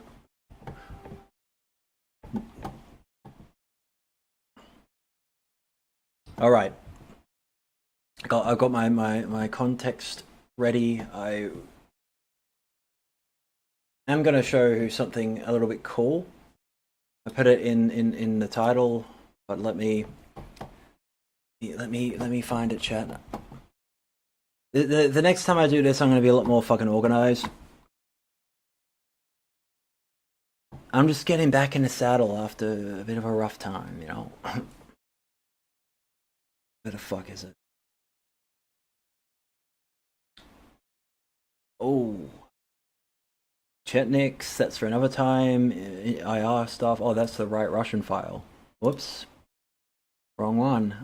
Where is it? Alright, this fucking better not open on the other screen. So you know what I'm gonna do? I'm gonna actually preemptively have to hide my display for a moment. See, I'm learning, chat. I'm learning. Learning not to be a retard as much. Oh, yeah, it opened. It opened in the wrong fucking place. And let me grab the fucking... And that one should open in the right place. Now, what you're gonna see... I know anyone can go and buy shit, right? And go, oh yeah, I'm part of this group and yeah. Now these patches here... These... Oh, and I can't see chat. I'm still a little bit organized.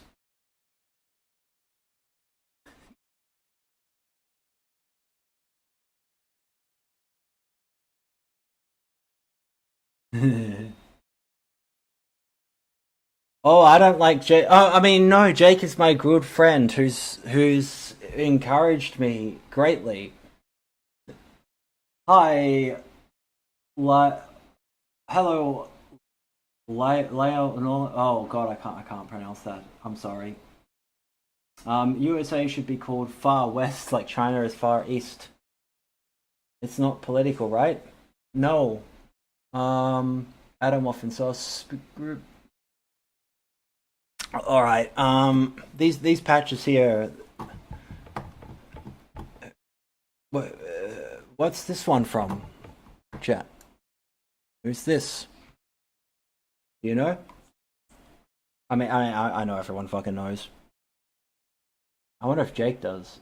I mean, it's pretty self-explanatory.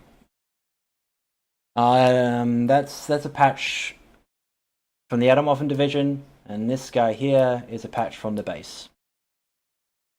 Now, the person that sent me this, I am sorry for showing these patches. I just want to show people what they look like.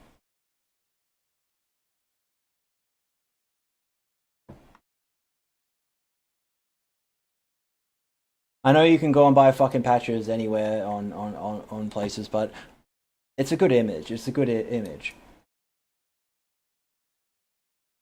And, you know, I've talked to people in Atomorphin Division, in the base, all this stuff. I've kept this out of YouTube and stuff like that because, you know, in Australia, these are registered terrorist organizations. I have to be careful. I get misunderstood a lot, which is pretty understandable if you look at especially streams and stuff like that where I'm a little bit less professional,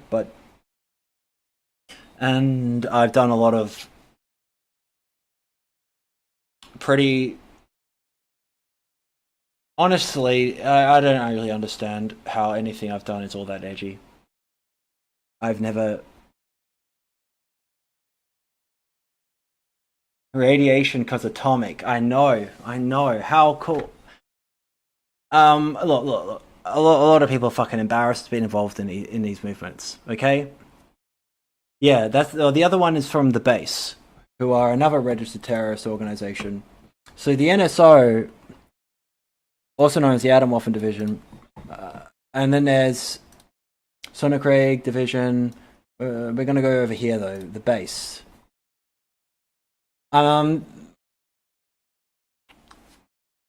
NSH, National Security Hotline, ASIO, ASIS, the police, who else have we got? The federal police and the Criminal Intelligence Commission.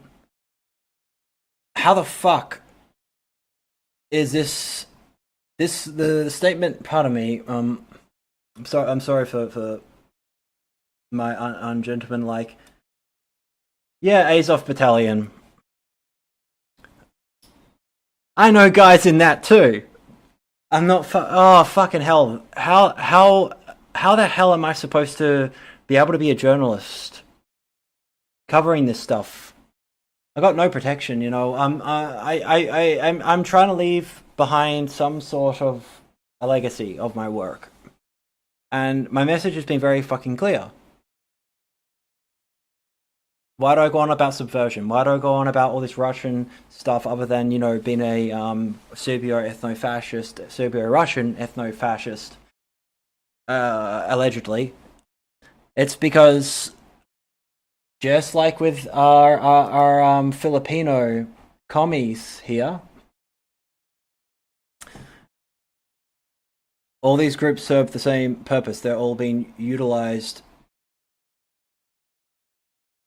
by the. I mean, it's all self-explanatory. I am coming from the same position I've always came from. I saw everyone around me as a teenager get recruited into NSM groups, paramilitary ones too. One of my friends was accused of committing a fucking terrorist attack. However, they just used his gun. I'll show that case. I can show that case.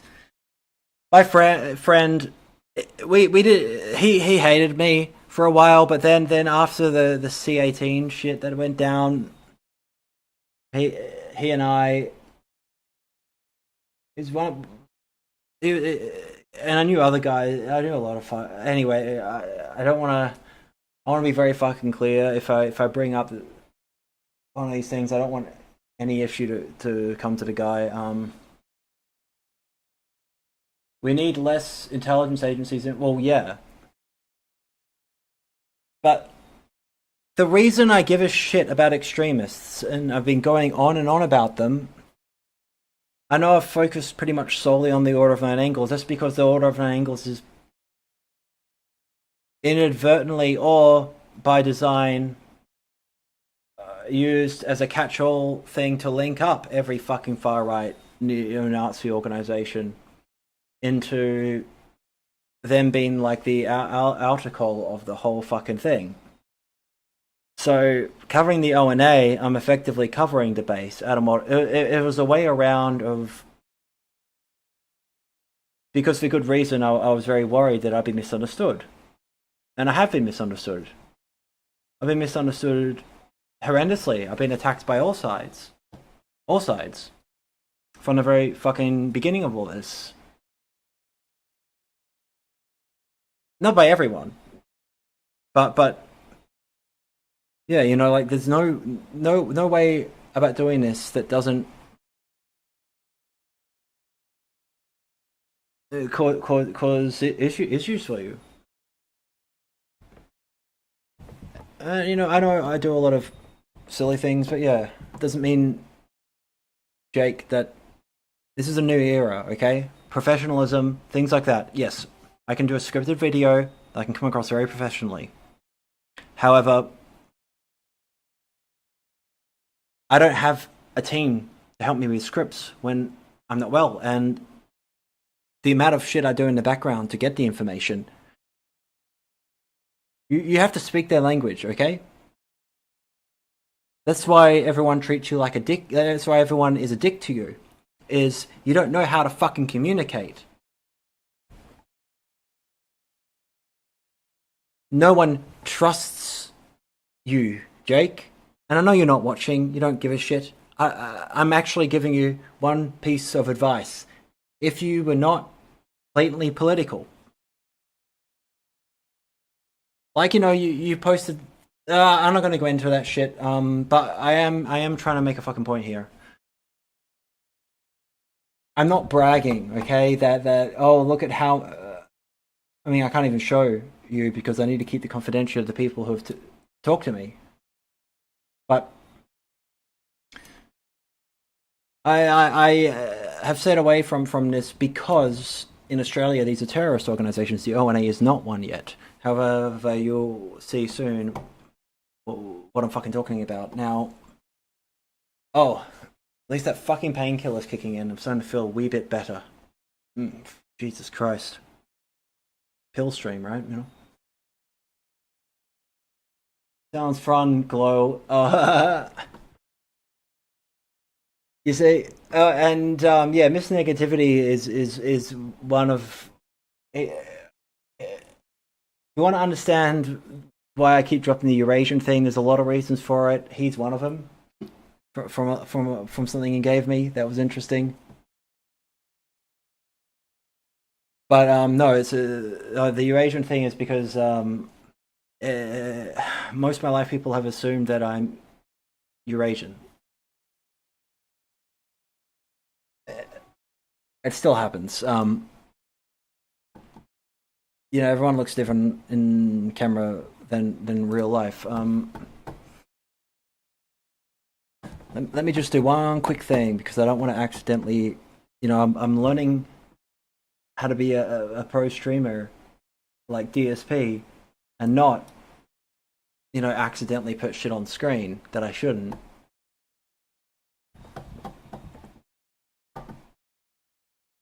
All right, I'm gonna start getting clips and stuff like that. I think I'm gonna. I'm starting to have fun. That's nice. Okay. I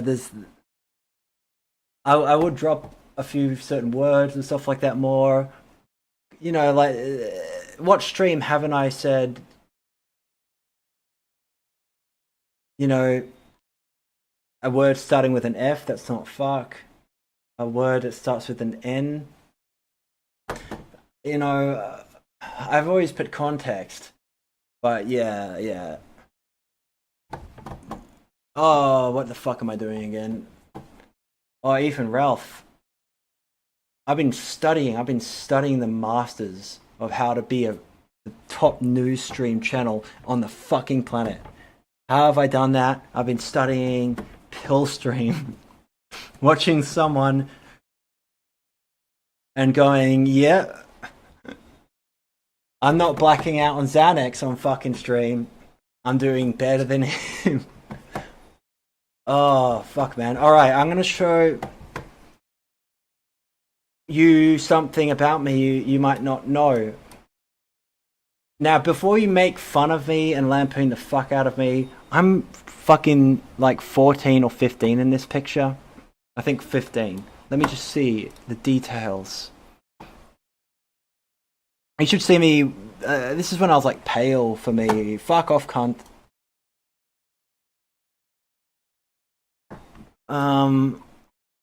You see, Jakey, Jake likes to be called Jakey. I can't explain why. He always insisted in our private comms. I can't. I have integrity. I can't show you our private comms.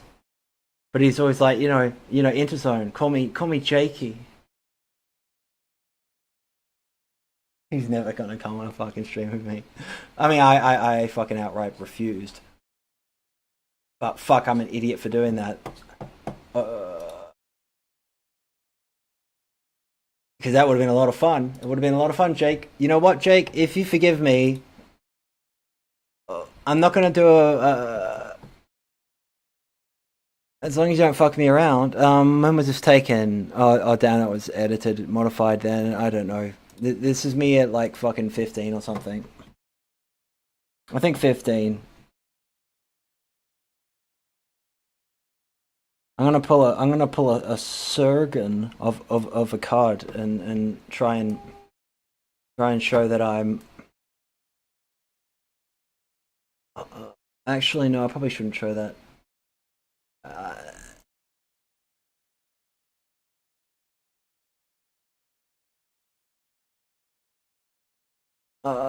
Should I? Lads, twink death is a very real thing. See, the Nazis love me, Jake.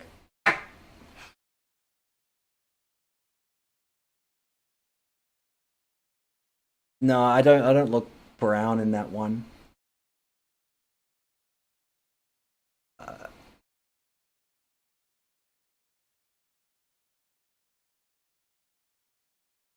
Okay, hold on a second. I'll find a cool one. I'll find a cool one for you guys. I won't find a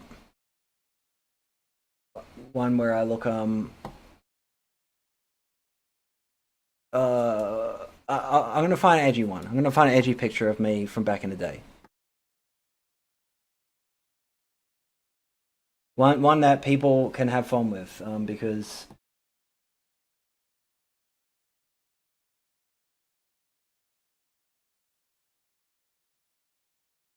oh, fucking Boomer Kian here. There we go. All right, where's me? Okay,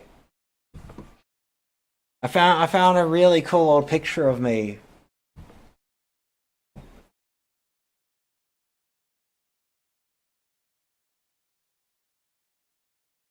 Ah, the good old days. There I am.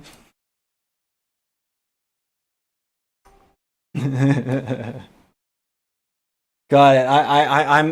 By the way, I'm a fucking teenager in this picture, so you know, don't hassle me too, Ralph. Oh god, now I'm starting. It's like his spirit is reaching out of his shack in Mexico, so he can get all the good drugs. Yeah, that's me, Jake. That's me when I'm on heroin. By the way, I'm taking the piss out of the Combat 18 guys because. You know, I ended up here after taking. I wanted to know if Ritalin worked. And so I had these like fucking only like 36 milligram concerta, whatever tablets. So a friend of mine and I went, let's just take 28 between us in one hit. You know, because let's just see what the fuck happens. I end up 7-hour drive outside of in the middle of the fucking forest. But don't worry, you know, like I didn't, and you know, I was a teenager. I was also on heroin. So, you know, like to bring down the Ritalin and shit, we got a couple of a whole thing of morphine that I cooked. I used to cook codeine into morphine, and then I also had lean because you know that some promethazine and dihydrocodeine licked us. Which is stronger than codeine. Yeah, you know, like dihydrocodeine. It's a natural. I'm kidding. I'm kidding. But it is a natural metabolite. Anyway, if you take opium. Oh, those. Shit, brother. Oh, fuck my eyes. I look haggard there, man. I'm like fucking. I think I'm like 18 here. But you know, I didn't get much sleep given that I drove 7 hours with my friend into the middle of the fucking forest. After realizing that, yeah, kitty coke actually does work if you take hundreds of milligrams of it and it's slow release. Exactly. It's OPSEC. This is just OPSEC, guys. This is 4D chess. You just wouldn't understand it, you know? Like Sargon off a card. I wouldn't even... her. You know? Big brain boy stuff. Like Sargon. I'm just a classical liberal, lads. I'm not a dickhead who doesn't take anything seriously. Except when I do. Yeah, I'm kind of making fun of Nazis here because they were giving me so much shit for being, you know, Eurasian. So I'm like, I'm gonna rep my my comrades in Combat 18. Mayat himself was like, you know, National Socialism. Ugh, I'm starting to sound like Ethan Ralph. National Socialism. I need to do shit to actually get me famous. So, you know,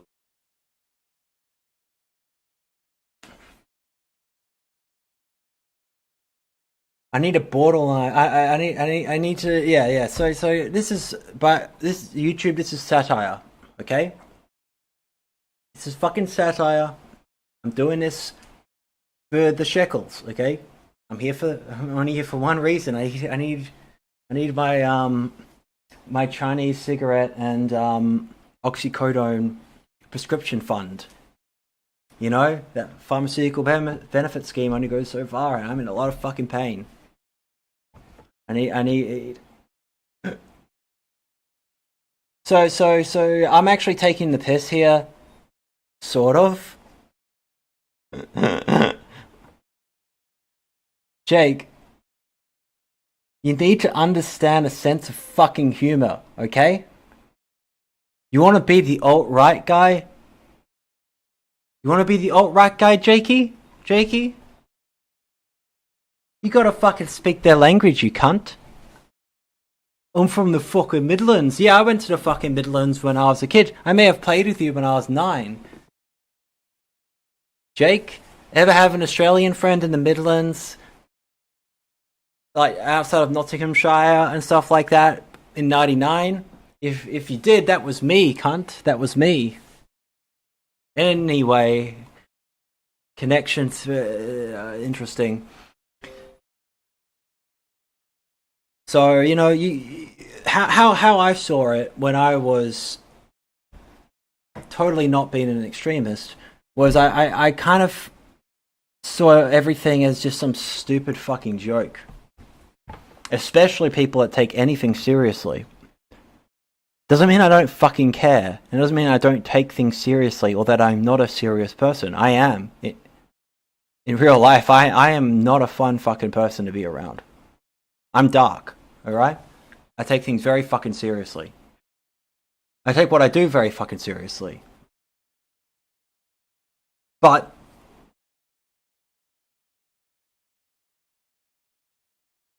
you would understand this if you've been in really, and I'm talking really bad situations before, Jake. You need a sense of humor, and you need to sometimes let loose a little bit in the sense of,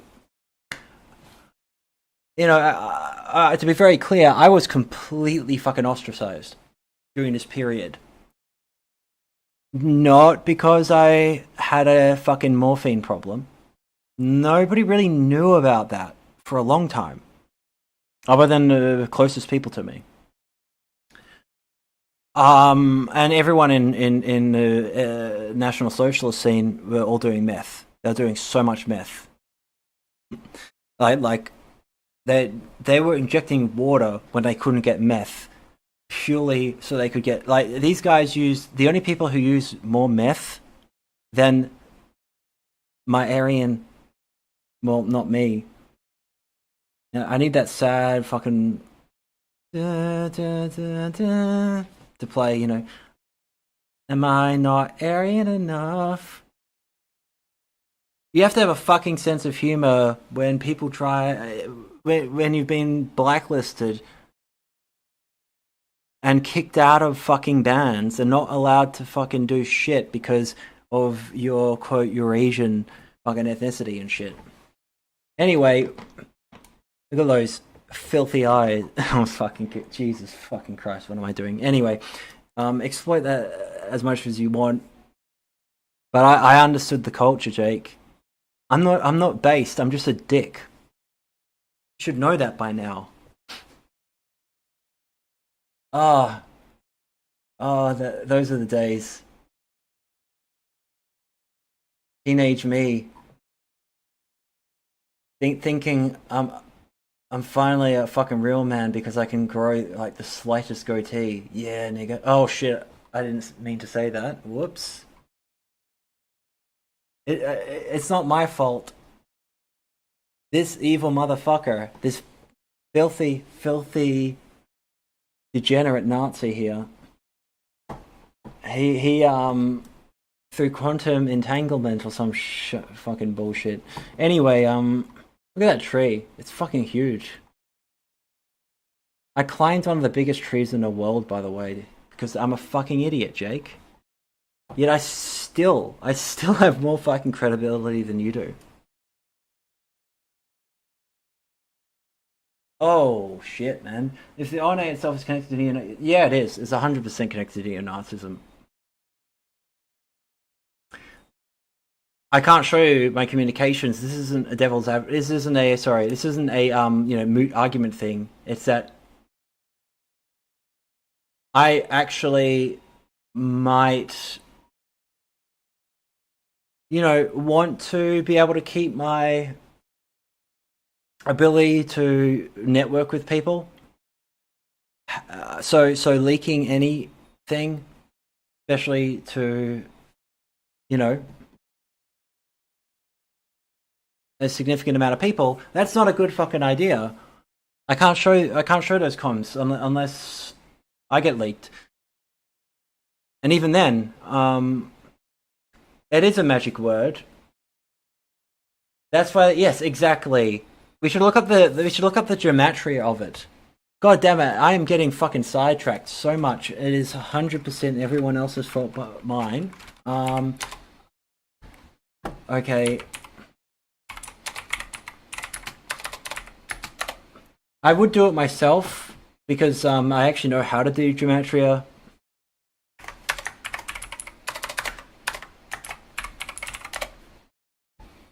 Okay, so no, we need the real thing. Thank you. Caspian, can you? I'm too fucking tired to do it myself. It's just Jesus. What am I doing anyway? Wait, this is Yodve Have. 148. Before reclaim. Shani, huh? Middle name Fanta. Oh no, I shouldn't have that one show up there. Nothing that interesting.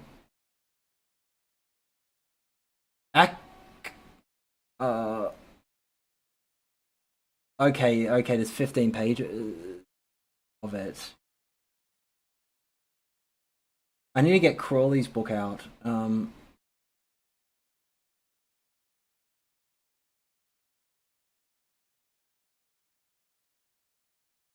Oh, interesting. You might anyway. Oh fuck! I need to.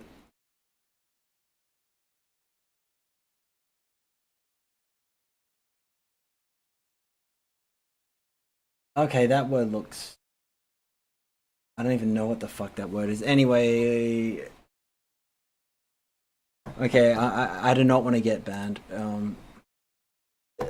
Let me get back on track. Yeah, I'll get 777,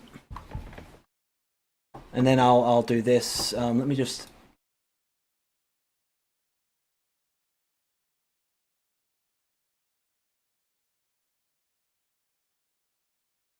This is for educational purposes, okay? So it's 148. What Crawley has to say.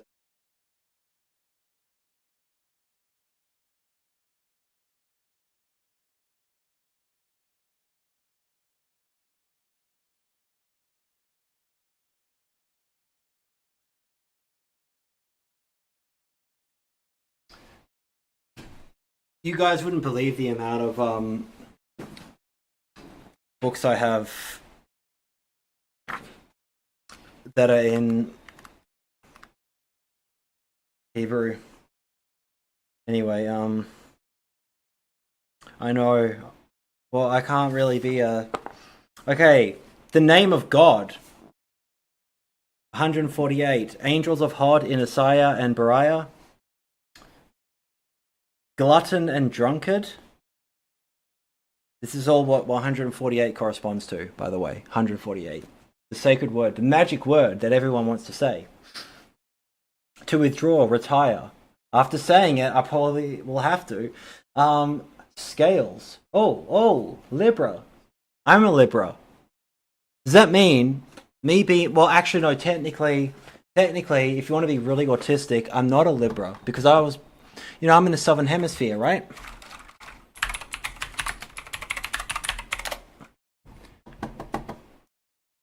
The tropical zodiac, which is fucking bullshit, by the way, but I'm born within September 23 October 22, so that makes me a Libra. 148, the sacred magic word corresponds to Libra, meaning I can say that word. If you're like me and you're a Libra, you are that word. Exactly. So that means it's fine that I accidentally said it very silently, because it just means, Libra. However, technically, according to the sidereal zodiac, I am a incel. I am a Virgo. Because I am born within this period. And given I'm in the Southern Hemisphere, and the tropical zodiac, the one everyone fucking uses, does not apply down in this part of the fucking world, makes no fucking sense if you want to be really fucking autistic about it, then I am a Virgo. I am a filthy incel. Incel... If only I was that pure. Only. Okay, I have gone off the fucking rails, chat. Yes, I have epilepsy. Along with a few other issues.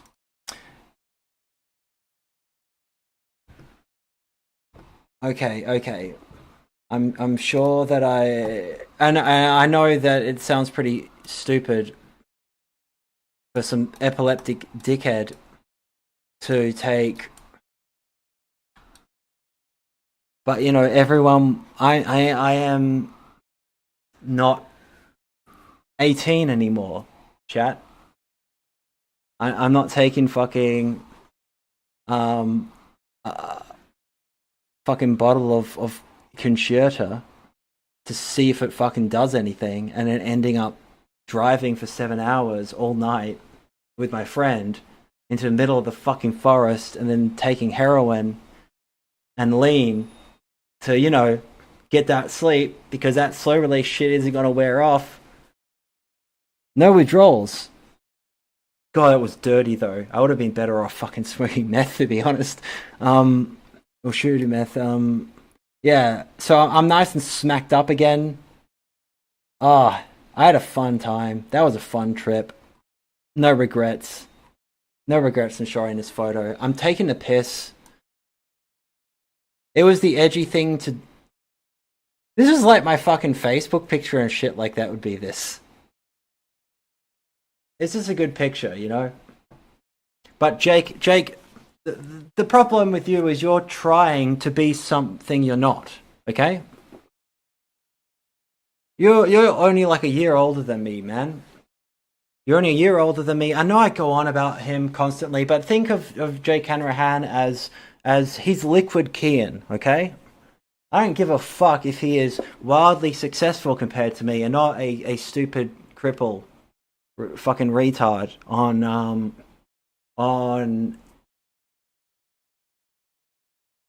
OxyContin for... Yeah, and I wasn't banned from it back then. I've been banned from Facebook, blacklisted recently. I don't know why. They won't fucking tell me. It's too real for this world, man. But Jake, problem is you're not good at adaptation, okay? And you disconnect. You have a disconnect from your audience. You have an echo chamber. You have a little hug box. If anyone doesn't know what a hug box is, what it actually is, it's for people like, it's the hug machine, right? Wait, no. Where's the autistic one? Okay, I can't give shit to weighted blankets. I thought that they were fucking bullshit, but they kind of do help. I've got post-traumatic stress disorder. Quite bad. Actually, really, really bad PTSD. Autism, there it is. Something I don't actually have for a fucking change. Hugbox, also known as a squeeze machine, is a therapeutic device for deep touch pressure to people with autism spectrum disorders, Jake. The device is designed to calm people down who are hypersensitive and have sensory processing disorders. I have sensory overload. Oh, jeez, oikavolt. I'm not making fun of Jews, by the way. I just fucking like doing my nebbish voice because I'm pretty fucking neurotic myself. I get made fun of by Jews for being nebbish, for being neurotic. Anyway, chat. Jakey. I know you're never going to watch this because you probably fucking hate me, but I'm giving you some good advice here, bro. Okay, let me just tell you why. Save you the time of having a fucking, why you're not the alt-right. I mean, I don't even know what you're fucking doing, and I've got actual shit to talk about that's important. Jake? Think of this as the Sam Hyde, Hassan Piker thing, okay? He's liquid Kian. This has not become a one-way thing. Oh, I bet you're masturbating to these Turkish guys getting killed, Jake. Jakey, I can't log in or even view it. Can I view it? Oh fuck, I can. I probably can't show it though. Oh, those guys that touched me and that fucking did shit to me in prison. I'm so glad they're getting fucking nuked. Getting fucking destroyed, those fucking But Jake, you're in a hug box, okay? This is a satirical metaphor, okay? You are... my voice is fucking tired. I need something to, read this out to me. So let's just get... I'm gonna set a new precedent for streamers. When those... Ethan Ralph, this is what you do when you're fucking Xanax and shit like that. But what you do is you get Microsoft, right? You go to review, right? I'm sounding like fucking DSP now. And you do this. Now you don't have to fucking read shit. Now you can take more Xanax, Ralph. Jesus, I'm off the rails, but who gives a fuck? Can you hear this chat? I can't for some reason.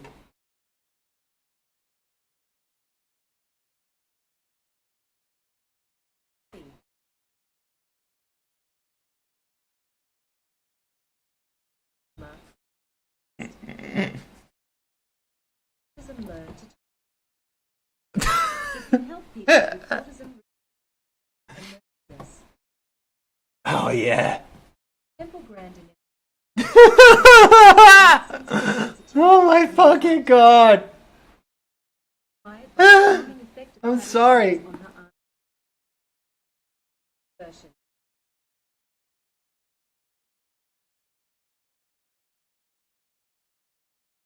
Oh yeah.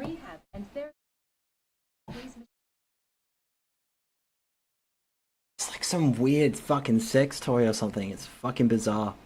Jake, you are in a hug box. I know you're a hard man, unlike me, skinny fucker. But you're in a this is a metaphor, Jake. metaphorical hug box, where you don't want, you want to be this, you have earned your success, okay? I'm not denying that. And I don't hate you either. You've earned your success. You have worked hard. You weren't an idiot like me going, oh, I'm going to take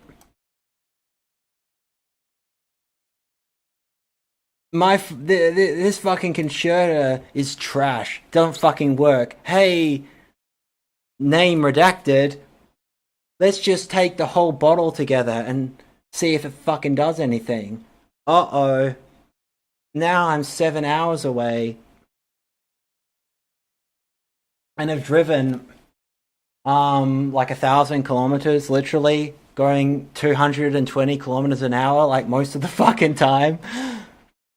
This is historical. This is in the 2000s. It's and end up taking heroin and fucking Ricodine and fucking morphine oral lictus to deal with the inevitable come down. You were, doing whatever you were fucking doing at the same time, being a serious journalist, Me, I came back from this a few days later, did heroin with the, I got a job in journalism this is a story for another time, after this trip. A few days later, I came back. One of my friends was going, I think, to Afghanistan or some shit.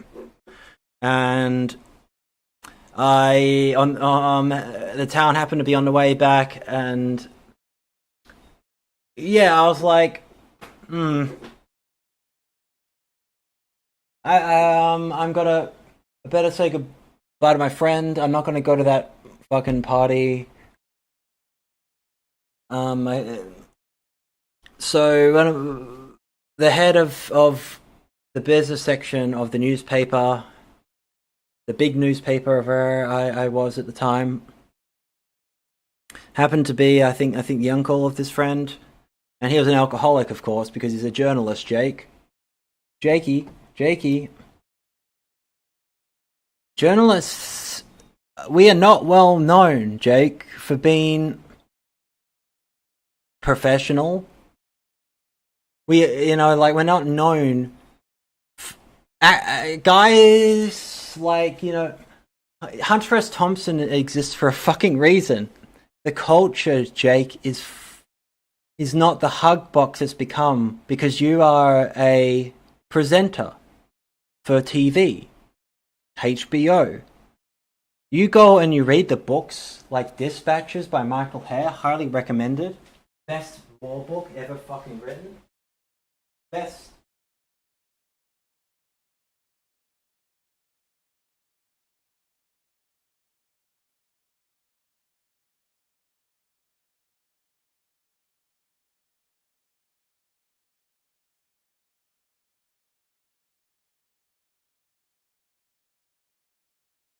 Jake, you want to not be a fucking elitist? I will accept you coming on a stream. I will, no matter how sick I am and how much shitty shape I'm in, I will do whatever the fuck I have to do to be in good enough shape. Show up on a stream. Oh yeah, highly recommend this. It is a masterpiece.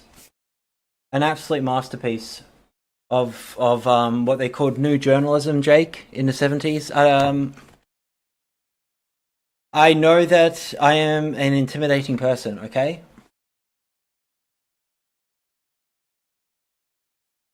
Yeah, I know. I say a lot of stupid shit and do a lot of... I'm not very professional sometimes. Do you think... I'm not comparing myself to him, but, he's only getting accolades by Jean Le Carre. Hunter S. Thompson essentially says, we all have spent years trying to explain what happened to our heads and our lives. In a decade, we finally survived, but Michael Hare's Dispatches puts the rest of us in the shade. He's essentially saying I may as well fucking quit journalism. after reading this book, and that's Hunter S. Thompson in the fucking 70s. This book, the guy who wrote this book wrote Apocalypse Now. He wrote the monologue for Apocalypse Now. He wrote the screenplay with Stanley Kubrick for the best war film ever made. What's it called? Full Metal Jacket. Michael Hare is... I've got clips of him, by the way, Jake, from a documentary. I hopefully won't be copy struck if I play them. They hopefully are on this fucking computer. They're probably on an external hard drive to save space. Oh, where the fuck is it? Okay. Yeah, I think it's on my external hard drive because it was too much space. I think I'll save that for another time. Anyway, this guy was smoking a pack an hour, taking opium, doing all kinds of crazy shit because he was in fucking Vietnam. He was in Vietnam for a year. And he's just some Jewish kid from the suburbs, literally. He had no idea what the fuck he was doing. Got really bad PTSD. Any parallels, Jake, to possible private communications I've had with you? Where I've kind of like said that I stupidly asked you for advice on PTSD and you had no fucking idea what the fuck I was going on about, because it was affecting people around me. And, you know, I don't know anyone in the industry. You know, I'm not, you know, oh, fuck. Anyway. Knees. Oh, the arthritis in my knees. Oh, weak vault. Fucking hell, man. Go. Anyway, Jake. You can't play by the fucking rules if you want to hang out with the cool kids. You're because people on the fringes, they have their own inside jokes, their own sense of humor. Hunting the neo-Nazis in the look how oh my fucking, I'm sorry, dude. Oh, I've just gone on this venomous tirade. I don't fucking hate you. Look, I'm gonna even like it. I'm gonna like it, Jake. Don't copy strike me. Let's just put me. Is this professional? Okay, there I am. I'll make myself small too on the screen. Well, I got an idea. I'm sorry, chat.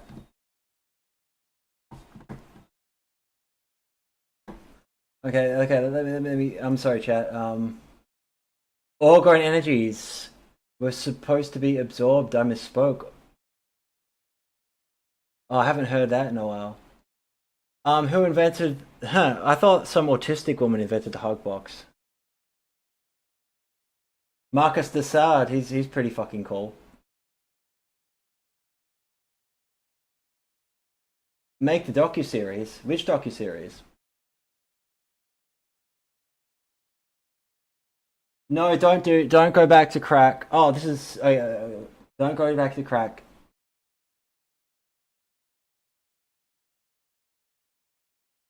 Yeah, don't. You see, Jake.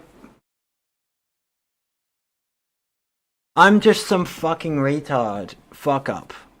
But the thing is,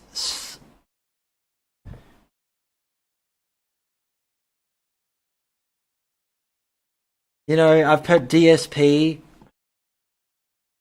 on loop while I have my fucking cigarette. I've not even talked about the shit in the thumbnail properly yet, except at the beginning. I haven't even eaten today because I feel so fucking ill. I'm still doing it though, Drake.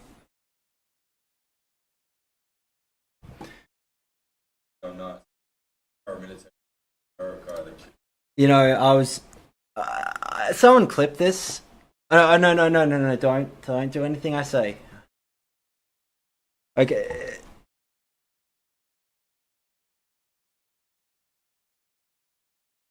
Good. Don't. I do have a whole thing I want to do responding to people asking me questions about drugs. I have to be very careful with how I Oh yeah, I've done crack, of course, but you know I have to be very careful with how I talk about it because I don't want people asking me advice on how to get off heroin and shit like that. I don't want to. What might work for me in the past doesn't mean it's going to work for everyone, and I don't want people to accidentally kill themselves. But heroin addicts that have contacted me, if any of you are watching, I have yeah, no, I will have another cigarette soon. I'm just pushing myself a little bit.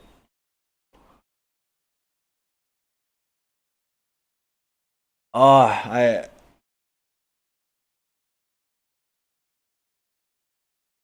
thank you, Mr. Negativity. I quack is quack. Jesus Christ, crack is whack. Smoking dirt. What's dirt? I'm not in with it. I'm not in with it. And also the drug lingo language and shit like that is area specific. Okay, Jake. Why you complain to me in comments about people mean to you and shit like that? I'm gonna be perfectly honest. Most of the people I've gotten like 50 emails over the past 2 years from mostly guys in the US, ex-US Marine Corps guys, and who are heroin addicts too, and have asked me for advice. And you know, the drug scene is very different in America than it is to Australia. The heroin here is much stronger, but at the same, there's less fentanyl. And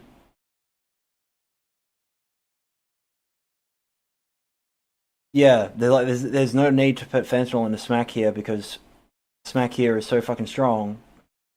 And I mean, they can't even fucking give this shit away half the time. All the junkies moved to meth from heroin, because everyone kept fucking ODing because the shit from Vietnam that's here. And I'm not talking about the trash from Victoria Street. I'm talking about the shit that they sell in certain areas where you have to essentially have some Asian descent to even fucking talk to the guys. And anyway, they're fucking hardcore. And it's not brown shit Afghan or Mexican fucking trash that they have to put fentanyl on. This is like raw, so 70% around that level of purity. Diacetylmorphine hydrochloride powder was not powder; it's clumpy. And then the aluminium fucking foil, you get near your body heat. It's so fucking raw that it will melt. It will melt into liquid. That's how strong the smack here is. And I know what fentanyl's like. I've done fentanyl. I've been given fentanyl by doctors too. It's very synthetic. You can tell the difference in 2 seconds between heroin and fentanyl. And yeah, it's not fentanyled up. And yeah, but you have to be so fucking careful. I am gonna do a whole thing on it, but I wish to be. I have to be incredibly precise talking about this because I don't want people to accidentally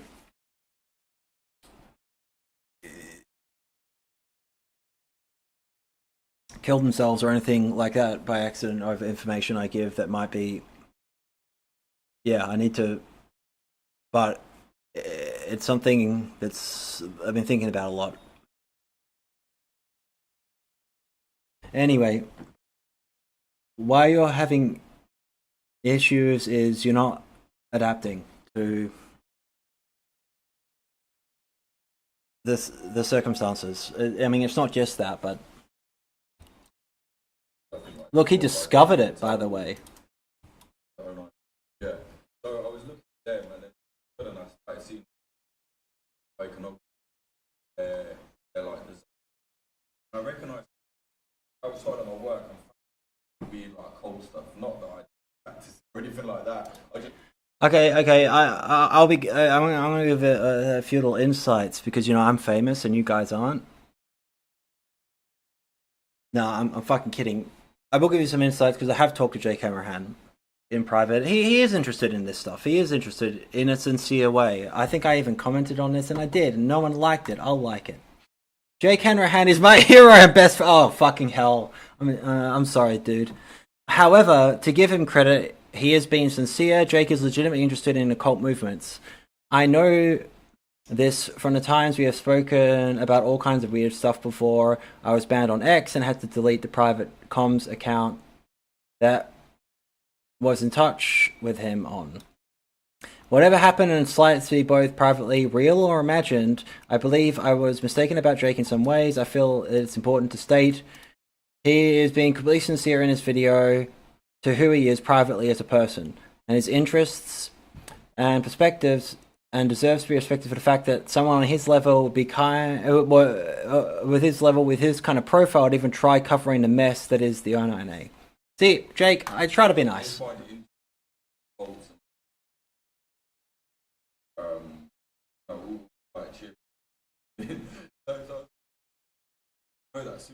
Basically, a satanic occult group that started in England, sacrifices, made its way. Neo-Nazi group in America on their iconography, right? Here, like neo-Nazi O9A force. O9A is all weird, and this isn't like there's idiots. Have you heard?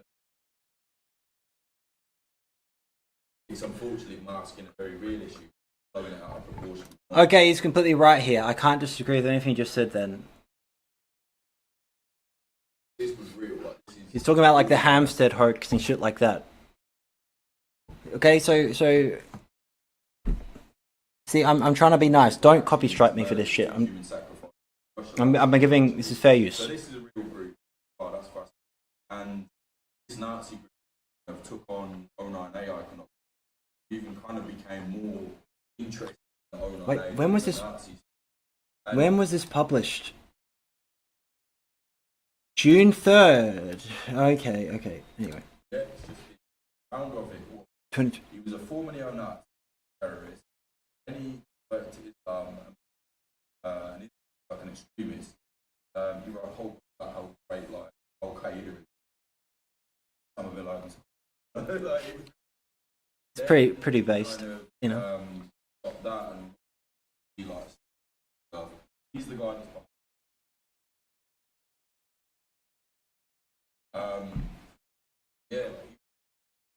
mail bombing. No, he wasn't. That's bullshit. I'm not doing OPSEC for fucking Maya. But no. And there's 13 Britain members of O9A are released. No. Not convicted in that, but they're convicted. Fuck. They're involved with as of O9A. Jesus fucking Christ, chat. They get like girls, like and so. Basically, their thing is, whatever is behaved, whatever is locked up by society, you can indulge in that. I'm like almost not human anymore. Not physically. There's no physical. They become like sensitized to the point where they're like we. You just become real, brother. Now, you want to be a real niner. You just, you get your tetrahedron, and you get an IED, and you wear your little pill stream here. Read your little black. Oh, for fuck's sake! You wear your little black robe, go to an airport, and you just, You don't die. You just get transported into another dimension, according to. Oh fucking hell, man! Everything's retarded. That's the fucking joke. Everything's retarded. I'm a fucking retard. You're a retard, Jake. We all are. We have to all adapt to our circumstances. That's it. It sounds like it's real, you know. In fact, to give you an idea of how it really is, the government right now is driving the terror organisation. Exactly. Thank you for segueing me, Jake. It's a How did I do that? rabbit hole. Rabbit hole. I wouldn't be fascinated. No, he's being sincere here. He's being sincere here. Okay, so this mess of a stream, there is literally zero evidence ever Maya existed beyond a 30-second clip of dude on a bicycle. Oh fuck. Okay. Let's see. Oh, hunting the Nazis. I'm not gonna watch that. Oh,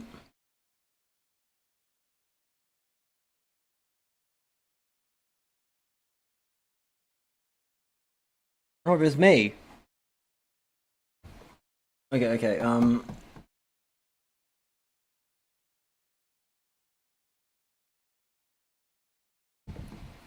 Where the fuck is it?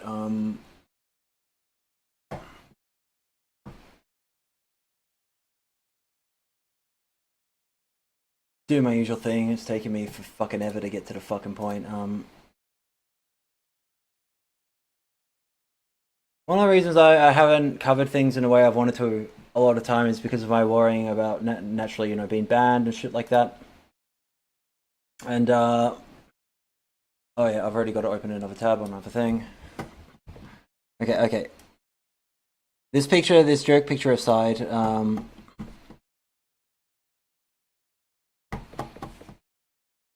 I was never a Nazi. I was making fun of it.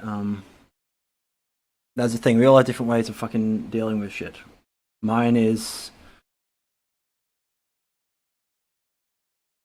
a lot of it's through laughing at stuff, you know.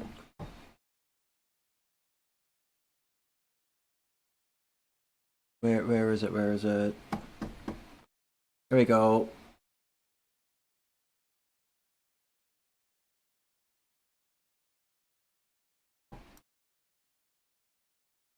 Okay, so this statement is from the Australian National Security.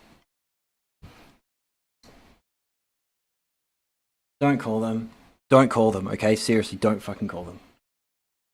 NSO, National Socialist Order, also known as the Atom Weapons Division, AWD, Nuclear Weapons Division. Oh, they're so cool. I wish I was one of them. This statement of reasons is based on publicly available information about the NSO. To the Australian government's knowledge, this information is accurate, really, and reliable by classified information where available. Oh. Yeah. They're a terrorist organization.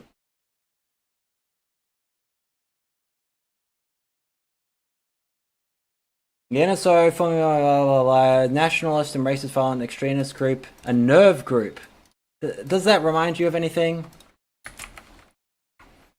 Am I being fucking retarded or?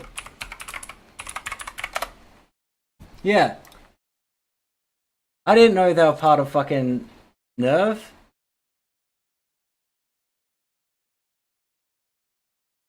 Neon Genesis, fucking Evangelion, Secret Society. Not Secret Society, sorry, sort of fighting off the, you know, Shamshell, the fifth angel, Ramael, you know, doing Hyperborea's work from Nippon. Jesus Christ, now I can't help myself. Anyway, founded in 2015, blah blah blah, with Brandon Russell, was it? To Iron March, now defunct Internet Forum for White Supremacist National Socialist. A decentralized operating model. I wonder where they got that from. NSO promotes National Socialist accelerationist ideology. They like the James Mason. Oh, the bass. I need to get that DSP clip on loop. Oh man, my fever's fucking coming back. Oh, I hate it when I do this. Oh yeah, Siege by James Basin. Fucking paper terrorism. The perceived Jewish control state. Oh jeez. Through violence and subsequent installation of National Socialist regime, Mason poses. Yeah, he's boring. The claim disbandment, blah blah blah. Leadership. I thought Cameron Shear, because the Department of Justice says he runs the Adamov Division. Membership. Arrest of several members in 2020 is difficult to determine due to dispersed decentralization of the group. 2018, approximately 80 members across the US. Wow, what a danger! 80 fucking retards.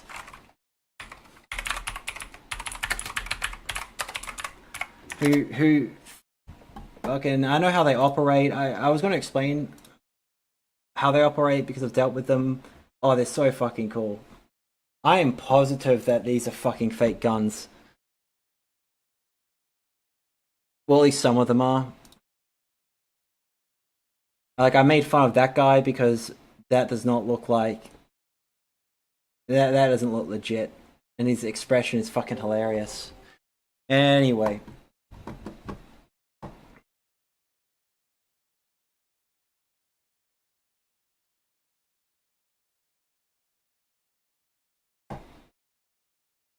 Okay, so this is where it gets interesting. They're linked with ideological line group The Base. The Base is prescribed as a terrorist organization in Australia, Canada, United Kingdom. Yeah, I know people in The Base. You see, they're tying it all together, as they always do.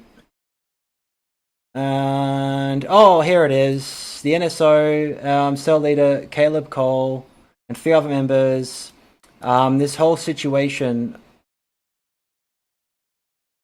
I've talked to people involved in all this shit, and there's a lot of fucking stuff that is... I've also stayed away from this because of the sectarianist stuff that I don't particularly want to be dragged into, because I'm not involved with this shit on any fucking level, okay? I'm not involved.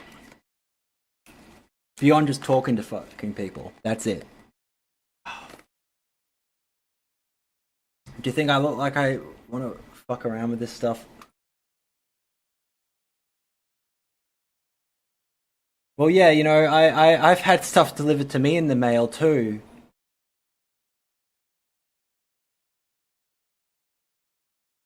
Something else I haven't fucking discussed in public. Anyway.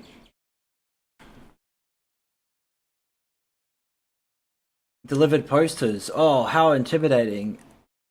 Show of force. National... Oh, sending masked figures with firearms and Molotov cocktails, threatening language. Like, your actions have consequences. They've threatened to fucking kill me, for fuck's sake. Literally. Well, I'll not exactly... I won't go into it because I actually can't for legal reasons. I actually can't, but... I'm not saying they, them. I'm just saying that the amount of these fucking groups that have threatened to kill me. Jake, by the way... That's another reason why I get pissed off. Yeah. So, Adamov Division, you know, you got the nuclear symbol, real. It's pretty cringy. I mean, it all is, but you know, extremists are essentially just. I think I need to do this again when I'm not at a better time of the day where I'm a little bit more together, because I don't know, maybe I'm being too self-critical, which is, you know, of course I want people to take me seriously because I actually have serious fucking things to say. I actually deal with this shit. I've had to deal with this shit for years. It's fucking exhausting, you know?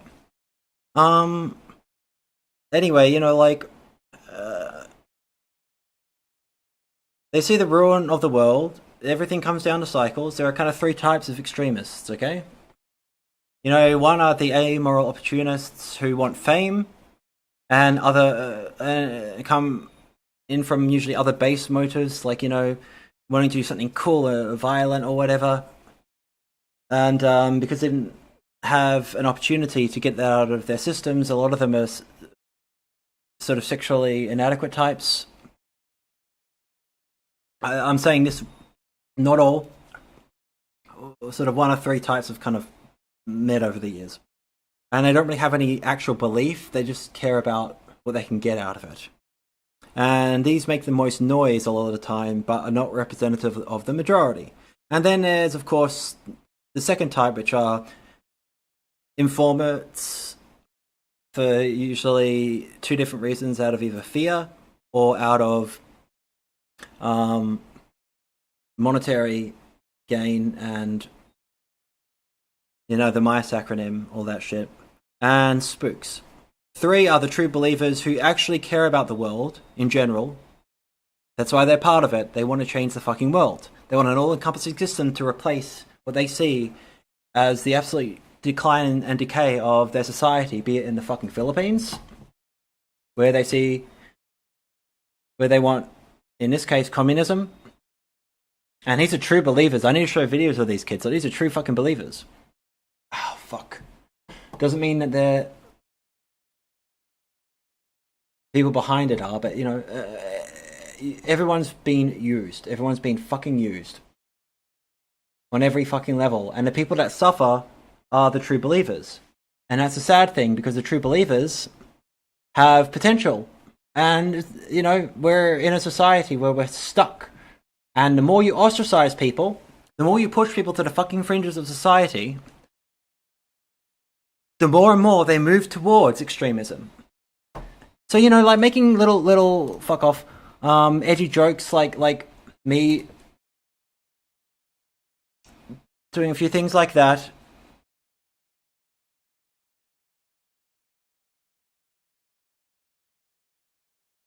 And not taking myself too seriously sometimes. This because, you know, of course I'm on the fucking outskirts of society, naturally. You know, I have something in common. You have to find common ground with people if you wish to connect. And you need to have a sense of humor.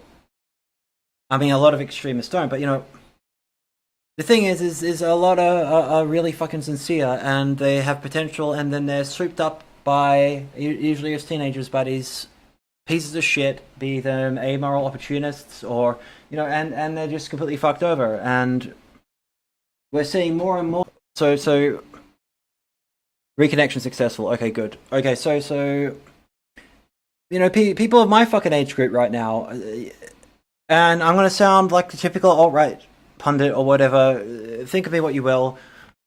I'm not. Okay, I'm not. Trust me. Okay, I'm not. But I really don't. I don't give a fuck what you think of me. Not you, chat.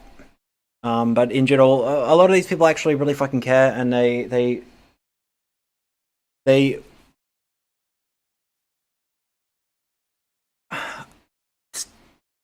I'm sick of seeing people just get fucking destroyed before they have a chance to really. You can bring national selection, all that kind of stuff into the mix, but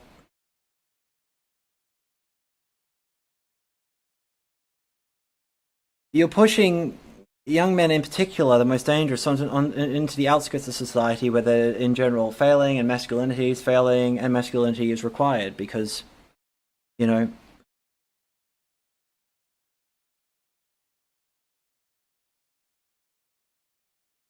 we are programmed a certain way. And there is especially post-COVID, a regressive, and the atomization with the internet and stuff like that, where yeah, people are being pushed further and further out, getting, you know, and they don't have your whatever your circumstances of your life are, you're stuck in those, you know. But it's incredibly difficult. It takes time, and it's very easy to fall. Chad is very sincere. I mean, I haven't got death threats Or if I have, I haven't seen them, but I haven't put O and A in the title, so you know. Oh boy, but I've been dealing with a lot of bullshit. A lot of bullshit recently, but anyway. Yes, and this atomization is causing... This atomization has caused massive social harm. It's the economy is absolutely fucked. And I don't like seeing it. People don't. People are being pushed to more and more extremes, and the censorship, the only fucking outlet that people have, everyone can't do that. So people who can't say anything in public can't go out in private and do anything. People who can't do anything on the internet because you can't even be anonymous anymore because people will find out who you are, they'll fucking dox you, you'll get banned off everything, you'll get blacklisted, you can't be edgy, you can't say edgy shit. So what the fuck do you think is going to happen with guys who are getting more and more ostracized, more and more, you know, they're going to move towards dark shit. And a lot didn't have a chance to have fun before COVID, unlike me, where I got to do stupid shit, you know, and yeah. Hopefully I won't get banned for the stream. I am unwell. I'm really fucking burning up, so I better go. I appreciate everybody. Hopefully I won't get copy struck over this, or you know, I really don't want to get banned. I love the chat. I fucking love the chat. I appreciate everyone here, man. Thank you. I'm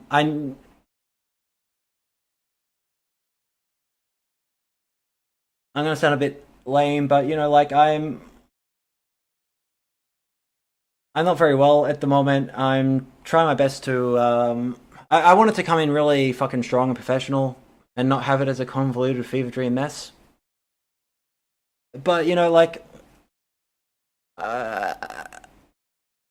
you're limited by your circumstances. I need this. I need to keep going for my own fucking sanity and morale, because thank you. I think I will, you know. And it's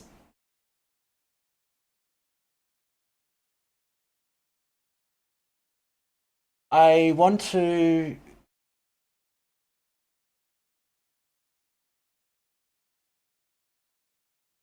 I'm gonna do more serious things too and stuff like that. But I do. I mean, this is serious. I'm talking about very Saint Kian. Thank you. They're very fucking serious things. And yeah, I was gonna go into, and I'll do this another time, as to why the fuck almost everything is wrong, and why they don't know anything about the organizations that they're freaking the fuck out about, because they don't hire the people that they used to that actually could communicate with these people. It's the same with journalists. They don't hire people that can do this shit, and the only way to and yeah, 80 people might not sound dangerous, but 80 people are dangerous if they get their shit together. If one of them does something, they can kill hundreds and hundreds and hundreds of people, destroy, you know, all it takes is one Oklahoma City bomber. You know what I'm saying? I mean, I know there's a lot of in that one, but you know, one guy can do a lot of fucking damage, just like one guy can do a lot of fucking good. We're all limited by circumstance, but you're not confined by that in the way a lot of people think. And trust me on that one. Anyway, alright chat, thank you very much. I better go. And base chat says everyone. Exactly. I fucking love it, man. Sounds like Kronson. Alright guys, thank you very much. It was this was really fun actually. I'm I will read one thing from somebody very quickly. This is probably very base. To be very clear, I'm not saying this. I'm reading something directly as to someone telling me why I'm interested in giving a voice to people involved in neo-Nazism. This is me, either present or past, as it is important for people to actually know how these groups operate, demystify them, and also allow context. Now, I'm sorry for fucking reading this, but this is very poignant, and I believe you gave me permission to read this one little part. This is why some people and I know a lot of you know this shit, but you know, I'll tell you the most significant nuance that I've learned from my experience is both redacted. The vast majority of these people become racist because leftists talk about racism in a way that induces it. Everyone gets to be racist except whites. Hence the question, why isn't there a White History Month? Question mark. Okay, this is not me talking. This is a contact involved in these organizations, to be very specific, okay? The media talks about racism in a way that induces it. No one trusts a liar, but what happens when a liar speaks the truth in a way that makes you doubt that truth? And we've been generally lied to about the Second World War. However, a Hollywood understanding of NS is just genocide, 50s conservatism in addition to the above factors ensure that the result of this revisionist produces tribalism and division, rather than unity amongst people against common oppressors. These truth society is not ready for, to be honest, and I'm not making excuses, blah, blah, blah. Sorry for permission. You gave me a lot better points in something that was I lost access to because I had to nuke a lot of shit on my phone. Reasons. Anyway, I find it very poignant. I've wanted to go into this for a long time, and yeah, I think it is important to give voice to people involved in this to some extent, not to some extent, because you know, anyway, my thing's gonna fucking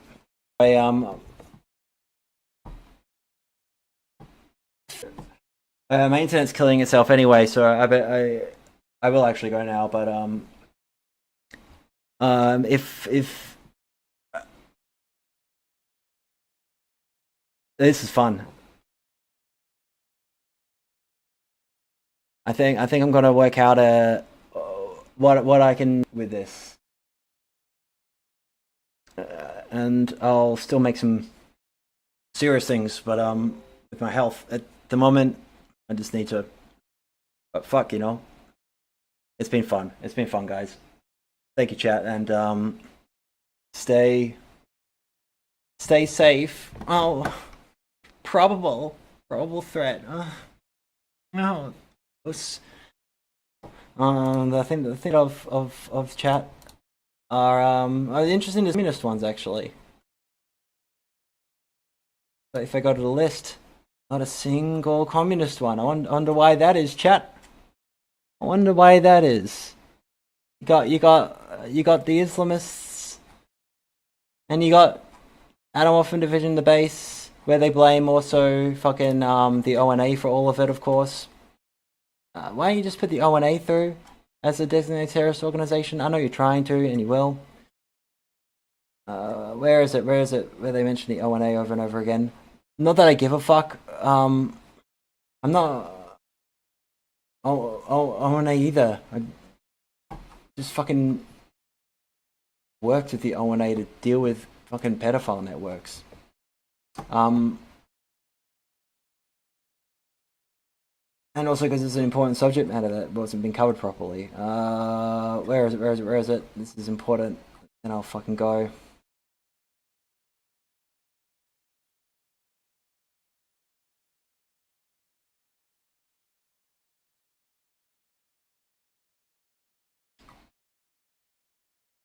Oh my god.